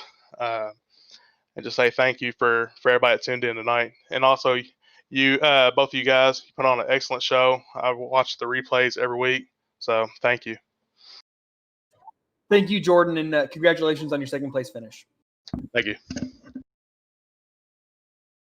All right. Well, folks, we just have one more interview left, and it is none other than the man who got the checkered flag here tonight, the number 47 of Christopher Darling. And Chris, boy, oh boy, that was a finish for the ages. We're watching it right here in slow motion while you're talking. You led 31 laps here tonight, and you're also the Taz Racing Customs biggest mover of the race, 29 positions gained. What a race for you there, bud. Tell us about those last few laps. Oh man, how about that one? That was awesome, right? I don't know, man. It was tough. We pretty much held back most of the race, and then that last run there, I had Ben Mashburn and Aaron Mack, my teammates, sitting right behind me, so we were kind of just riding and hoping to make it to the end, and then we were going to go every man for himself off 4, and that's kind of what happened. So I mean, I just got lucky enough coming across the line there to get plowed across first, I guess. Yeah, I mean, there aren't many times I've ever seen trucks completely sideways coming across the start-finish line and still get to go to victory lane, but that's what happened for you here tonight, and all the people watching here on 3Y TV are going to get another good look at it here in about probably about 30 seconds from now, since it's in super slow-mo. But, all in all, great race for you. 31 laps led. You started at the back. Were you expecting to lead 31 laps here tonight? I mean, I wouldn't expect you to say yes based on the fact that you didn't even qualify. Wasn't really expecting it, but I just wanted to stay in the back the whole race. I just wanted to make sure I had a truck there at the end, which I was able to do that. But I think it was after the first green flag pit stops.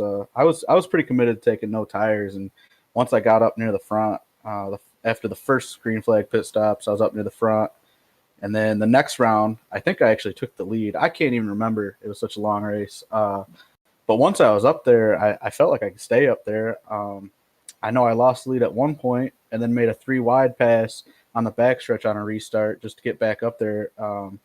Once I was up there, I just want to stay up there. I want to stay out of trouble. So, Yeah, absolutely unbelievably sliding across the start-finish line. A great race for you here tonight. I mean, you mentioned to me how crazy it was at Richmond a couple weeks back when you had such a fast race truck and you weren't able to get the job done. But here tonight at Talladega, you were able to get the checkered flag. Tell us about how big this is bouncing back after Richmond a couple weeks back. oh, this is huge. I had a super fast truck at Richmond. I really felt like I was kind of the fastest in the field, but I mean, there's no way of knowing that. And then came back at Texas too. I felt pretty quick there. Got into some bad trouble there, so that kind of really sucked. I don't know. This is huge. I'm glad to get the first win off my back, but if anybody that knows me is watching, they know that I don't really feel that Talladega and Daytona are real racetracks. So I want to win on a real track. So I'm kind of looking forward to next week too. Yeah, Kansas will be an interesting one. You know, a lot of people say it's a single lane racetrack, but unlike most of the single lane racetracks we go to, it's the top side. So how comfortable are you racing up against the outside wall? I love it. Kansas is one of my favorite tracks. So I mean, I'm looking forward to it. Hopefully, I can get something together and win again. I mean, I don't know. I'm looking forward to this whole season. I really like the schedule. All the guys are doing a great job racing. So, I mean, sky's the limit this season. Absolutely. Not too many caution flags here tonight. Again, in the Simbox Truck Series. Great to see that. But, Chris, I know you have a lot of people to thank here in the Simbox Truck Series, so let's hear it. Oh, man. Put me on a spot with this one. I'm going to give a shout out to Simbox, Brookstone Animal Hospital, Taz Racing Customs, all our league sponsors, Sim Racing shirts. I know I'm forgetting a few. Geez, Max Grafix. I also want to give a shout out to Ben Mashburn. He stayed pretty committed to my back bumper, so I appreciate that. Didn't really work out for him. I know it meant a lot to him, but he'll get one. He's always quick. Also want to give a shout out to everybody at NSRA. League's pretty great. Everybody who helps run it and everybody who races in it. Everything goes pretty well for the most part. Check out all our series. We have a lot of series. I mean, it's Sunday through Saturday league, so we got something for everybody. Road racing, oval racing. Also want to give a shout out to the guys over at TNR, Garrett Gleason and all those guys. They do a great job over there, so you can check them out. I know they run stadium trucks on Saturdays, so if people are interested in that and not really interested in Indy cars that we offer, go check them out too. That's another great league. So. Yeah, absolutely. Of course, Total Nonstop Racing also broadcast here on 3 Wide TV. So great to give them a little bit of a shout out there, Chris. Good luck next week at Kansas. I know you're looking forward to it. And I got to say, out of all the years I have and all the broadcasts I've ever done here on 3 Wide TV, I think the camera shot right now is the coolest victory shot I've seen on this channel. Because I'm trying to use the rear-facing cam, and all I see is the left side of that number 47 machine. Really cool shot. Enjoy the win here tonight, bud, and best of luck next week at Kansas. Hey, I just want to give a shout out to you guys too. You guys have been doing a great job. It's really hard to find broadcasting right now, so just from the league as a whole, I think we all want to thank you guys. Keep up the good work. Just keep doing what you're doing awesome. And also, all the years I've known you, I know you're going to keep delivering. So, thanks a lot, man. Absolutely. Great to be part of the National Sim Racing Association family here on 3 Wide TV. But like I said there, Chris, good luck next week, and good luck amongst all the other races that you have throughout the week here in the series. All right. Well, Drew, like I said, that's an absolutely super-duper impressive shot right there, right at the end of the race. Man, I can honestly say I think it'll be quite some time before we see another finish like that here on 3 Wide TV. But with that, Drew, why don't you take us through the final finishing results? Because this race had a lot of topsy-turviness, and it even had topsy-turviness all the way up to the end. So some of the drivers that people might have seen with 5 laps to go and where they might have been might not be exactly where they finished up. So let us know where people ended up in the final race results. Absolutely. Chris Darling, obviously your race winner, crossing the start-finish line sideways with Jordan Shepler, Ben Adams, and Ben Mashburn second, third, and fourth with, a hair splitting those 3 drivers. Mitchell Adams will round out your top 5 with Raymond Heilig in 6th position. Peter Certo in 7th. Robert Dudley kind of having fallen back late in the race in P8. Jeffrey Johnson Jr. made great use of that late track position to finish P9. Nathan Maurer, I think we saw him up front in the race. I don't think his pit stop went exactly perfect compared to these front guys, and he will round out your top 10, Pete. Yeah, in the 11th position, the number 35 machine of Aaron Mack. We saw what happened to him late in the race. Colin Ullery in the number 62 finishing in 12th. Joshua Sobel, man, he had a lot of bad luck. Remember, Drew, he got caught behind that lap traffic when he was part of the lead train, and he falls all the way back to 13th. I know not exactly what he was looking for in the closing laps. Corey Summer, first man 1 lap down in 14th. Joey Doucette had a strong run going in the number 61. I'm not 100% sure what happened to that number 61 machine towards the end of the race. I did note that there was some damage on that race truck, but doesn't look like he had any late race penalty or anything like that. So something must have happened to that truck that we missed on the stream. Nicholas Bradley bringing home 16th. Matt Cherry, he went 2 laps down early in the race in the 48 truck and just could not get back to the lead lap. But due to attrition, he was at one point, I think, down in 28th. He was able to get up to 17th, so good recovery for him. TJ Buck, what could have been there with just a couple laps to go, was almost 2 in a row for him, but that late race contact with the wall coming through the tri-oval will put him back to the 18th position. Jamar Dumas in the number 28 machine after a strong run last week at Texas Motor Speedway falls to 19th, and Paul Bilson in the 51 machine. Bad luck for him here tonight. He's kind of had a golden horseshoe in the first few races here in the Simbox Truck Series, but unfortunately that all came loose here tonight, finishing just outside the top 20 there, Drew. Yeah, that 60 truck of Matt Vanderkoy will bring home P21, 8 laps down. James Zarello, that 9 truck winner this year, and a few races ago there in P22. Tim Hammond, we saw run up front so much in this race, unfortunately loses 10 laps and will finish 23rd. Our points leader coming into tonight, Bill Edwards in that 50 truck, involved in that wreck early in the mid part of the race, will bring home 24th position, with GJ Boydell in that 014 bringing home 25th. Jeff Price, another guy up there in points coming into this race, did not have the finish he wanted, bringing home 26th. Tonight's pole sitter, JT Poole in that 26 truck, we saw him involved in that big wreck, blowing his motor, and he will finish 27th. Michael Mooney also involved in 28th, as well as Doug Neal, who will come home in 30th. And then Andrew Himmelman in that 4 truck will bring home P30. Yeah, and rounding out the field, Doug Milliner, man, not the night that the birthday boy was hoping for here tonight. He will finish down in the 31st position. And then behind him, in the 32nd position, was Justin White in that number 2 Mobile, and definitely not the night he was looking for as well. Brian Bradley finishing in 33rd.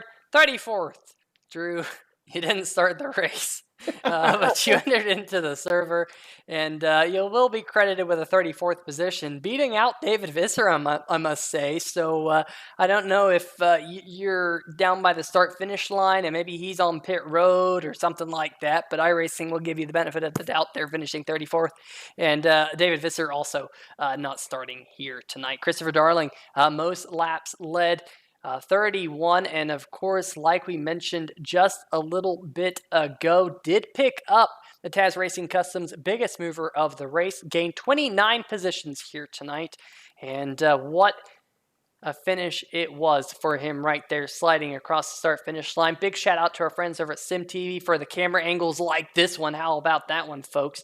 Definitely highlighting what our friends over at SimTV can do for us. So make sure to give them a like and a subscribe.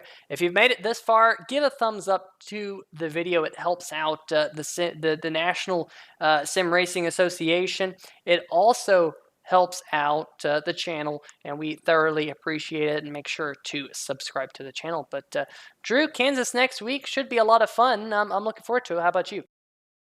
It's a track that I have experienced heartbreak, bad finishes, good finishes. It's tricky. It penalizes you if you don't figure it out pretty severely. You got to be comfortable on that high lane, which I don't love running the high lane at a lot of these tracks. So whichever drivers can really figure that out and be really consistent and get comfortable up there, I think are the guys that we're going to see excel. Yeah, absolutely. So make sure you folks tune in for that one, same place, same time, right here on 3 Wide TV. But for myself, Peter Short, and Drew Eisenman, have a good week, and we will see you next week. See ya!